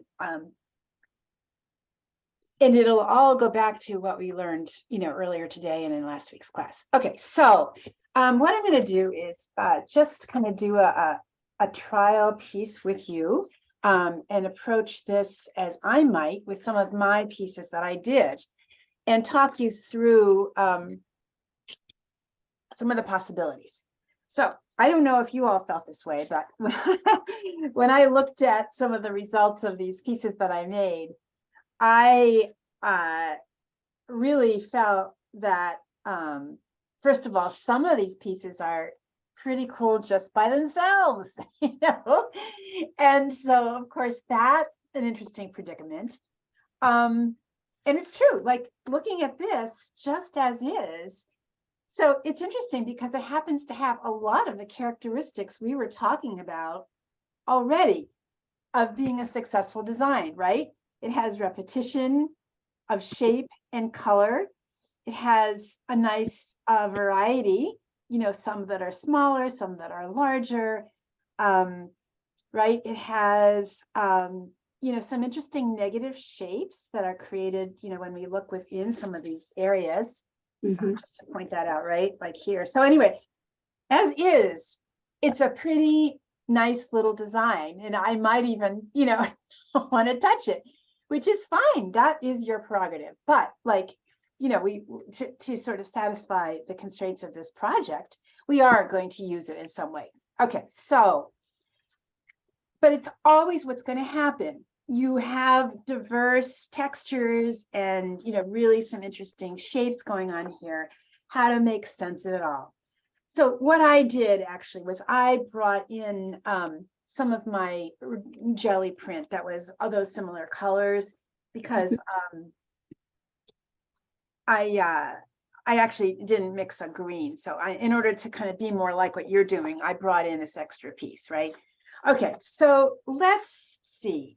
I'm going to size up my template that I'm going to ask you to work with. So instead of working with small squares, we're going to make it a little bit larger this time. And I'm going to say that this is probably about a half a sheet of, so 8 by 10. So it's like, I'm going to say it's like 5 by 8.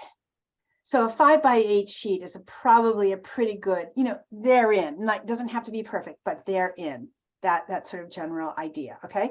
So when I look at this, there's a lot going on, as we say. So what I'm going to do is I'm going to turn this over and I'm going to cut a random shape out of it. Because sometimes when we look at this, we get too concerned about just this little space. I like it. It's like you don't really want to go there, because that also just kind of supports that way of thinking of objects. We just kind of get too much into the naming of things. So I'm just going to go back here and cut a couple of sort of random organic shapes out, right? Okay, so let's start with that one. And I'm going to put this down here. All right, so already, I have a little bit of a handle on this. It isn't sort of overwhelming. I don't feel too precious about it now that I've cut it. And actually, I might even just get rid of this little area of white at the bottom, because it's just not helping me any. All right, so I'm going to let it go right off the page here. Then, let's see, I kind of like this one. I mean, that's an interesting, that could be a good foil. So let's see. I wonder if I could slide this under here. And I wonder, because it echoes the same sort of oval shapes in this design, it could really work together. I'm just going to move that down a little bit. Did you see what I just did? I moved it down so that this part goes right off the page. And actually, I wonder, let me just put a piece of paper underneath this so you can see better my edges. Because, you know, the edges are super important. We want to really acknowledge the whole rectangle. We want to get rid of the idea that the thing in at the middle is the most important, because it isn't. And again, this goes back to, I don't care how great an idea you have, if you aren't using composition in a way that supports what you're trying to say, it's not going to work. So, you know, you always want to really look at the balance. Sorry, so I'm going to, let's see, bring this in here. And I think what I'm going to do is, let me see. Let's down a little bit more.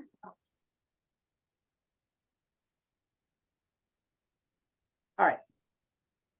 I wonder what happens if I do that. I still haven't said anything about these parts here. So I wonder what'll happen if I take some of my flat color and end up putting it in this area. So I really need something there. Okay.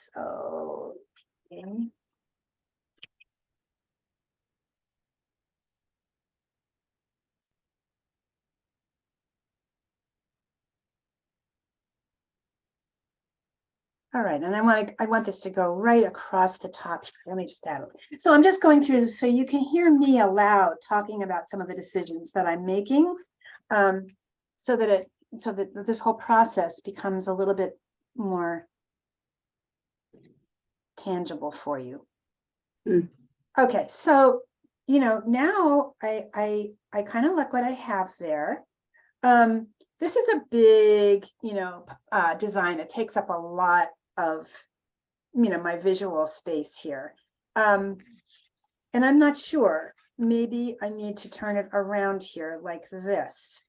But at any rate, what we're really, you know, thinking about here is, you know, how all these pieces come together. I'm just going to talk a little bit longer about this and then let you get back to work here. So, you know what, I think in the end of the day, right now, my better choice is like this. Now, I haven't even used the red, you know, that I had said, and I thought, well, I would just use this because this would be comparable to what you are all doing, using a complementary color as something that could draw the eye around. There's a lot going on. I'm really not sure. And, you know, the more I think about it, the more I think that I'm just going to get rid of this piece altogether. It's just too much. I've got too much going on. And you can make that decision, right? In fact, you can make, like I said before, you could make the decision that you don't even want to use this. That's fine. But you still have things you can use, right? And maybe this is where I could actually use this piece. Let me see. I wonder what would happen if I put it there. I mean, not quite. What I think I'm going to do now is cut this in half and see what happens then. So I have this little foot. I'm going to put this little foot down there.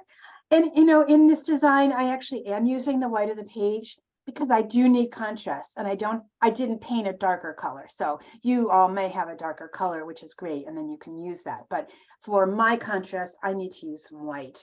But I definitely need to repeat this strange color, and I think I may just do that.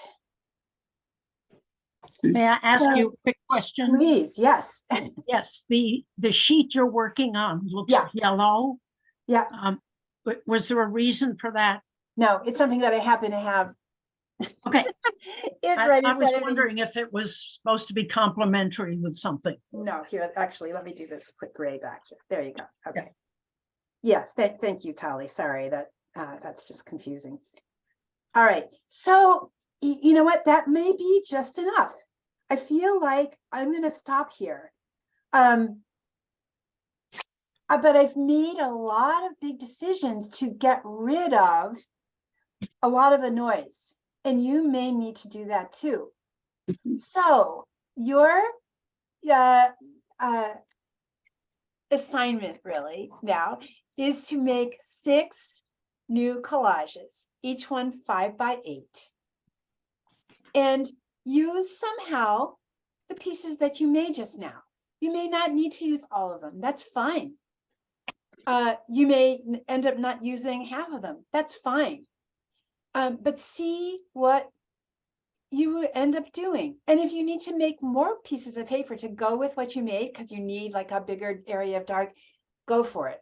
You know, now you at least you have your limitations. You have your size, right? 5 by 8. You have your 3 colors, 2 analogous and 1 complementary. And you have a set of possible ways to that you've enhanced these pieces of paper.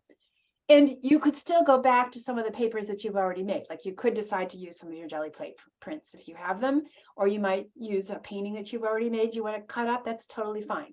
But at least we've had practice now making papers, and we've had practice choosing colors that, you know, is a way to get you, you know, to have a set of colors anyway that will likely be a good combination.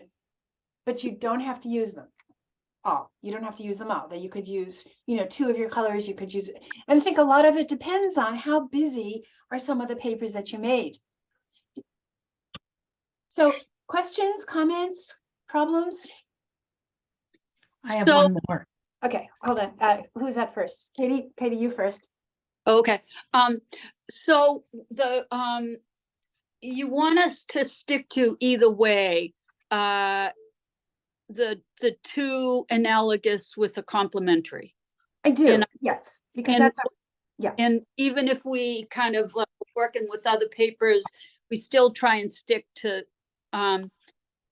if not the ones, we don't have to stick to the 3 that we picked today, but if we do go off with other stuff to Yes, I do, because, you know, like we said, a limit is a good thing to have.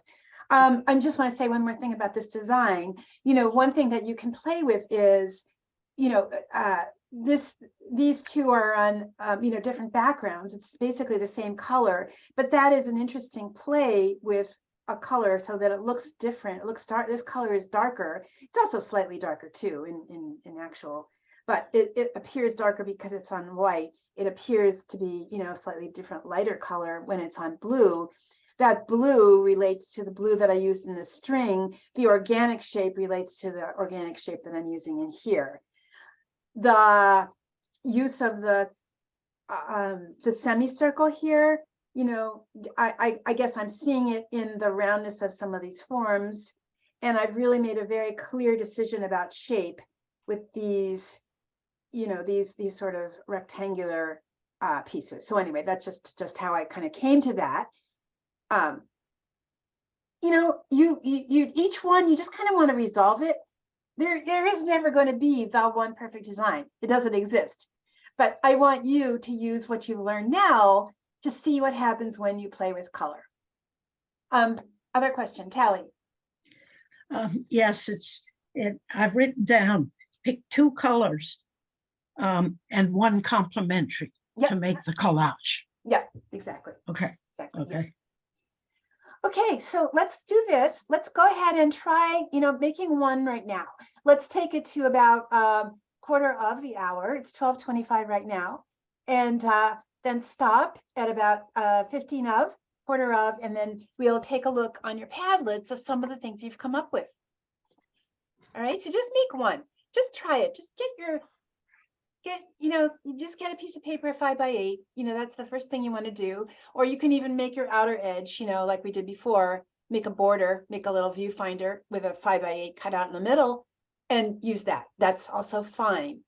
And then when you feel like you've got a reasonable design, you don't need to glue it down if you don't have time to do that. Just take a picture as it is and throw it up on the Padlet. Okay, everybody. So I will get back to you in about 20 minutes or so, something like that.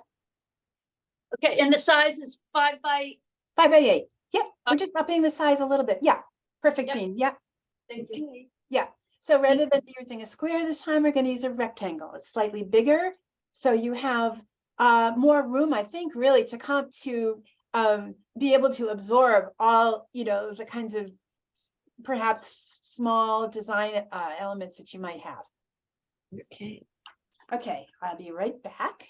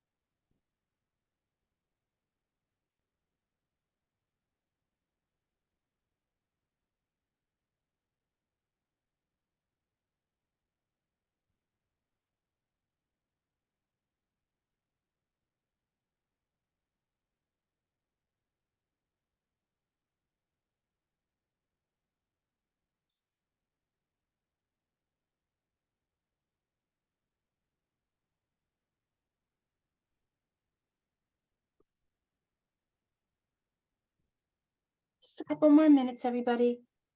And do it, take a picture, put it up on our Padlet link, and that is in the email that I sent this morning. Oops.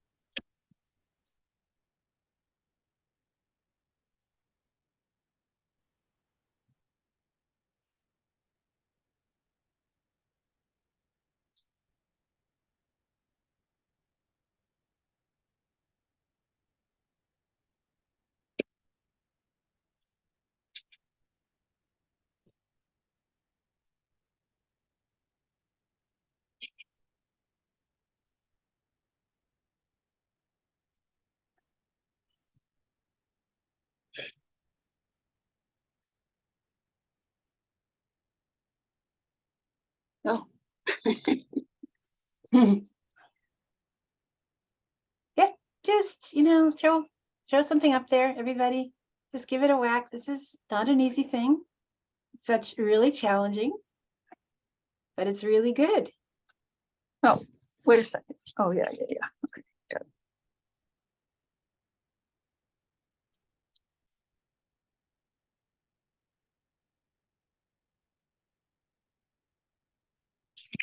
Oh, shit.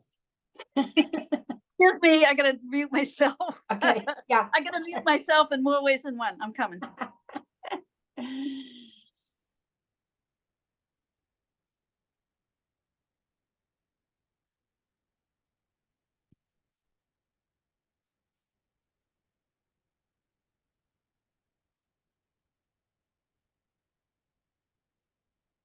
Oh, shit.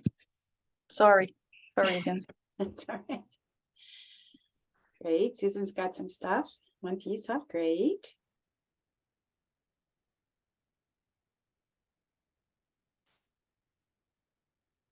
Interesting.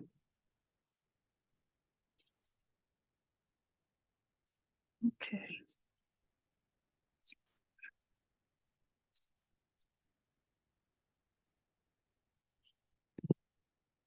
Come back.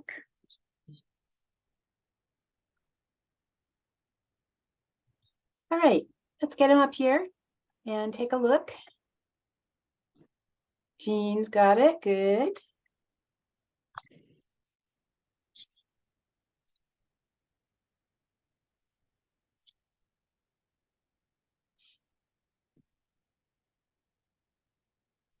All right, I'm going to start talking about, with the people that, well, to you all, and just to chat about what we've got up here and, thoughts and suggestions as we go. So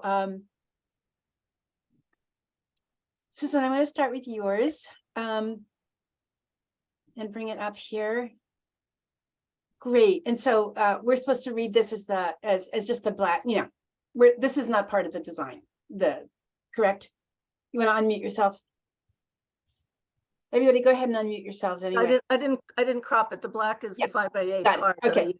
Yes, just wanted to reinforce that. Okay. So yeah, I mean, it's tricky because you have a lot of things to deal with, but yeah. How to get black? Somebody wanna weigh in real quick? What are your thoughts, real quick? This one, the orange Yep, the one and is red. Yep. Oh, blue and red. Yeah, Oh, my colors were orange and red complementary. I mean adjacent, and then blue complementary. Okay, great. So I see you kind of mix that color in here. Yeah, I mean, I'm going to just say real quick that the black really ties everything together very nicely. And you have the black repeated in the black lines here. And I think it's grounded because of your big red shape down here. It's an interesting choice not to use red again up here. But I don't mind it because I think there's enough that ties it together from other things. Yeah. All right. So again, this is not a big, long. I'm looking at the one. Are we looking at the one that with the orange at the top and the red at the bottom? Oh, no, maybe you're not seeing it. Hold on. Okay, Hold on. sorry. Okay, wait a minute. it was there. It was there. Let me try it again. All right. Oh, okay. The black at the top and the red at the bottom. Yes. Susan's, thank you. All right, we're looking at this one. Yeah, Yes. everybody see this? Yeah, okay. All right, yeah, so we were just talking about this one. All right, I just want to go quickly over everybody's first shots at a tally. Okay, interesting. All right, so your complement of violet is yellow, and it looks like you've chosen to use that in the background. How'd the green get in there? Somebody want to, yeah, well, I think we took a little bit of liberties here with the green, but that's okay. That's okay. The question is, you know, you may be just fine without the green. You may have enough already. What I'm just going to say really quickly to you is I am not getting the feeling that you really looked at the negative space here as well as you might. It's just acting as a background. I wonder if you could crop this a little bit closer and let some of these shapes go off the page. Again, knowing your work, I think, you know, underscoring, letting some of these pieces go right off the page could be a very good thing for you, because then it puts the focus more on the negative shapes. All right, Tally? Okay, that's just a And you know, I want to say I'm looking at these on my phone and I can zoom in and crop them, and you are absolutely right. It is dramatically different when I zoom in and let all of those purple things go off. You see the yellow is negative in a way that you don't when they're all floating there. Yes, so if you have a photo, you can look at this. All right, let's see, who is this? Anonymous here. What is that? Not coming up. Why are we not seeing more people? It may have moved them down. Way down? I don't think so. It's supposed to I be just saw them somewhere a that moment ago. the most No, recent I put two of them up there. You did. Put Yeah. mine up there. I thought I did. I think you gotta click on the date up there. Can you If you read scroll up. And Oh, anonymous is me, but I don't know why it came anonymous. Yeah, mine did that the first week, came up as anonymous. Mine's there, but it's not finished. Oh, there we go. Okay, maybe it's just a matter of this. All right, Shani, is this yours? Yep, it is. All right. Yeah, I mean, this is a complicated bunch of things, but I think that, you know, channeling it down to just a couple of those colors has helped it hold together for sure. And, you know, you've got this nice area of contrast. So here is where you squint at the picture rather, and, you know, your values will become much more obvious to you. So for some reason that works. Yellows are pretty light colors, but sometimes like this one here can be dark, but not in comparison to the blue. The blue really reads as much darker value. And it grounds this for sure with a central image. I wonder what would happen if this was cropped up here. Oops, sorry. I wonder if this wasn't quite such a big space, whether this area would become a little bit more prominent and act more as your focal point, Shannon. Yeah. So Yeah, just something to try. definitely lack focus. Yeah, well, no, but it's getting there. And I think it's strong because these things that going off the page, repeating the colors. I think there's a lot that's very successful. I'm just trying to give you guys a little bit of a quickie, idea about what might, what you might be interested in doing after the class. Adria, mine are on the phone Padlet, but they don't seem to be up there with you. Okay, Yeah, we'll find them. Yeah, I may just need to. Mine's on the phone too. Oh, Right, maybe I just may need to, Mine just popped up. I redid mine and it popped up. okay. mine's- You I can don't know. refresh. Yeah, I'll Yeah. refresh the screen. Let's look at this one though first. This is Katie. Katie, Yeah. this is you? Yeah. Yep. Okay. Comments about this one? Anybody seeing anything that could be Hmm. changed somehow? I think the two blue pieces are competing for attention a bit. Could be. Yeah. The thing that I guess most wanted to work with is this very rectangular green, because everything else, everything else is organic. So Yep. Take that out. yeah. It might even be interesting to use this green in behind everything, Yeah. not even have white show, Katie. Yep. Yeah, I can do that. Yeah, and then the other thing that I would suggest, because this just kind of, these shapes just go right off the page, then this one seems like it's neither here nor there, neither really cutting the page or going off of it. Which one? The blue at the bottom? Yeah, this one right here. I wonder what might happen if you would just crop this down, or make a decisive action, or maybe let this whole thing go because you've got a lonely corner here. The question always is the lonely corner that doesn't seem to be doing much necessary?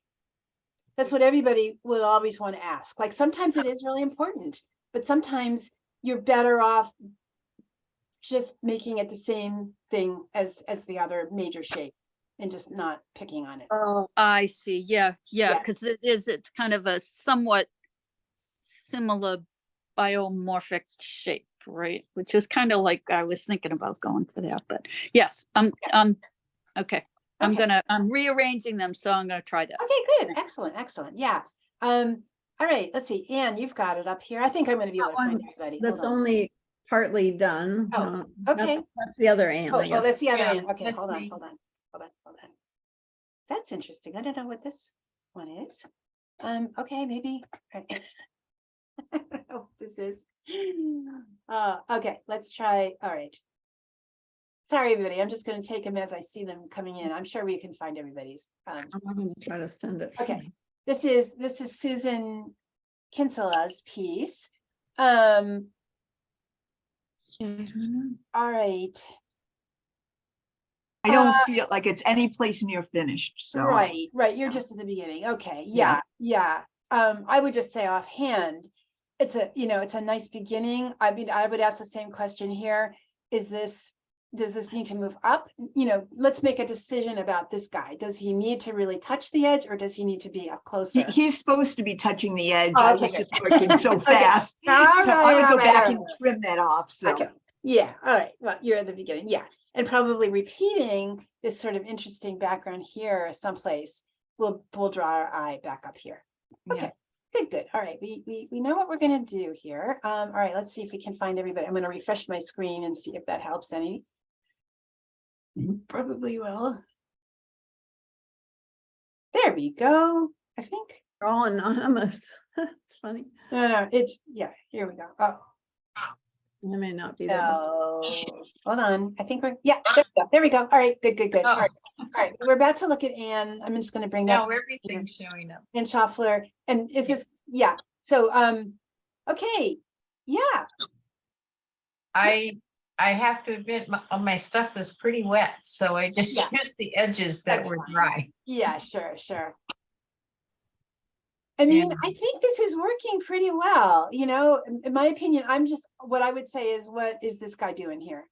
Yes. Yeah, yeah.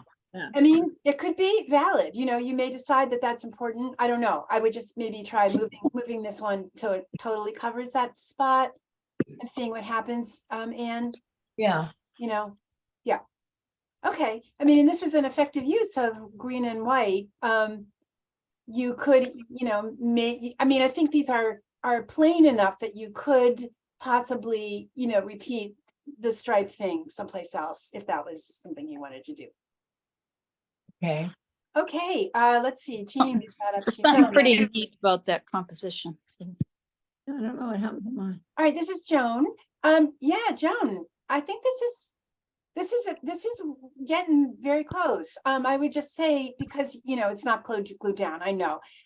You know, my question would be, you know, purposeful, necessary or not for this little space of white. I think you have a lot of white in this already. The question, you know, is, do you need that? Do you need this? You know, so go back, make a decision about your edges. And I think, you know, the lesson here is edges are really important. We need to think about how the components inside relate to the edges, because all of it's important, not just your most pretty, you know, well, we all want to get really fond of our, you know, our fancy papers, but really it's got to be, the whole thing has got to be considered. So that would be just, you know, as you get to gluing it down, thinking a little bit more carefully about that. But it's good beginning. I don't think it seems overwhelmingly sort of imbalanced to your design or the other straightforward colors yet. So that's good. Oh, Katie, you changed it. Well, I did, ready. yeah. Yeah, that was quick. Just Yeah. very, which It is kind feels- of interesting, and just letting that green be the background, you know. Yeah, that Feels feels like keep playing around with it, but yeah, more comfortable to me. Yeah. All right, Yeah. Jean, Gugino, let's see what you have here. I tried to put up two, but only one would go up. That's fine. And get All right, one. so wow. it feels So like it needs a pretty. background color at this point, right? It's a lot of white, which is getting sort of in the way. It didn't seem to work with anything that I had. Well, what about just moving this guy off the page, like just moving this element so that it meets up with the page or goes off with it slightly? You would ground it. Mm. The shape that it's cut out in, I think, takes away of the beauty of that design. That blue design is just luscious, you know. And how to make that be a more prominent part of the composition. I think with contrast. So maybe, Jean, what you need is a dark blue. Just make yourself a dark blue and see what happens when you, I would say, slide it under like a big dark blue shape that can kind of ground these. Like even if you had a really big shape of it that was something like this, that might really make a big difference. Yeah, just something to ground it, right? Yeah. Okay, great. Okay, let's see. Who I did we? don't know if mine is there or not. It's on my phone, but Oh, Anne, there you go. You are there. there. But so it's unfinished. But Okay, no, of course, everybody's, yeah. so I was thinking whether I put any blue in, blue is my third color, or I want to move things around, but that was a start. Yeah. I mean, to me, it feels pretty complete. And I don't know if adding the blue, see, you could make these decisions. You don't have to put all your complements in, you know, you don't really need to do that. You might want to, but you don't have to. I think with the addition of the white behind here, in my opinion, and because you pick it up a little here, I don't think you need an extra piece of contrast because you've got it with a white, right? Okay. Uh-huh. But And I might- would pay attention to your edges and make Yeah, a and- decision about, you know, cover that with your orange. Yes, definitely. Yeah, and you know, all these little other And things. blue. All of it is important. Yeah, all of it is important. Good. So, all right, okay, thank you. And let's see, we are missing. Oh, Jean, here's your extra one. Who I haven't seen yet? We haven't seen a couple people. Do we see everybody? Speak now or forever hold your peace. Okay, I guess we saw everybody then. And it's 1 o'clock also. Well, good. Jean, this was just your other one I see here. So the same issue with this, like, tell me about the edges. It feels like you're playing favorites, which is fine, but let us understand, I just couldn't the intensity of some of the colors. Yeah. To put them down behind there just looked terrible. So Okay. I was Well, having. I would say maybe cut this shape, cut this shape up, and then see what you can do with going back with this darker blue, because the darker blue is the one commonality that these colors have. And so that'd be, something that could ground it and give you a nice other shape to play with. Right? Okay. All right, everybody. So we're going to stop, but that was a great, I know I really worked you hard. I hope you're not exhausted. You can go lunch now. Yeah. So meanwhile, I think I've come down with COVID. I'm not positive, but Oh, Oh, no. no. I know. I'm So I sorry. am probably not going to be at my opening tonight, unfortunately. But take a picture for me. So at least I'm home and not exposing you all. Yeah. So, wow, you are a warrior. Thanks for showing up. but I Yes, didn't thank feel so you. bad. I really thought I was maybe going to beat it, but I'm feeling chilled now. Call your doctor and get your Paxlovid right away, because Got my really Paxlovid. I've already Okay. got it. Yeah, brought that to Morocco with me, but I didn't need it there, thank God. So Anyway, your homework assignment will be to go ahead and finish your 6 collages and think about all the things that we have been talking about. And I will send it to you in a written form too, so you won't get confused about it. There's a lot of moving pieces, I know, but it's basically, now that we're into the color area, we can't let that just be seductive and we've got to always think about grounding. We've got to be thinking about the whole square or rectangle so that we don't have any orphan shapes. Right. All the shapes are thought about and considered. All right, everyone, great to see you all. So we can actually use one of these as our background, as the total color, so we're not dealing with white, right? Absolutely. And now that we're done with the class time, if you want to make larger sheets of big, flat color, and you can see how that's really important, go ahead and do that. I just really wanted to give everybody a chance to experiment with, making your own colors, making sheets of paper. That would be interesting. Yes. All All right, right. I like the everybody. idea of the foil. Thank you very much. You're very You welcome. feel better. Thank you. Thank you. The beginning. Here. Bye, everyone. Bye.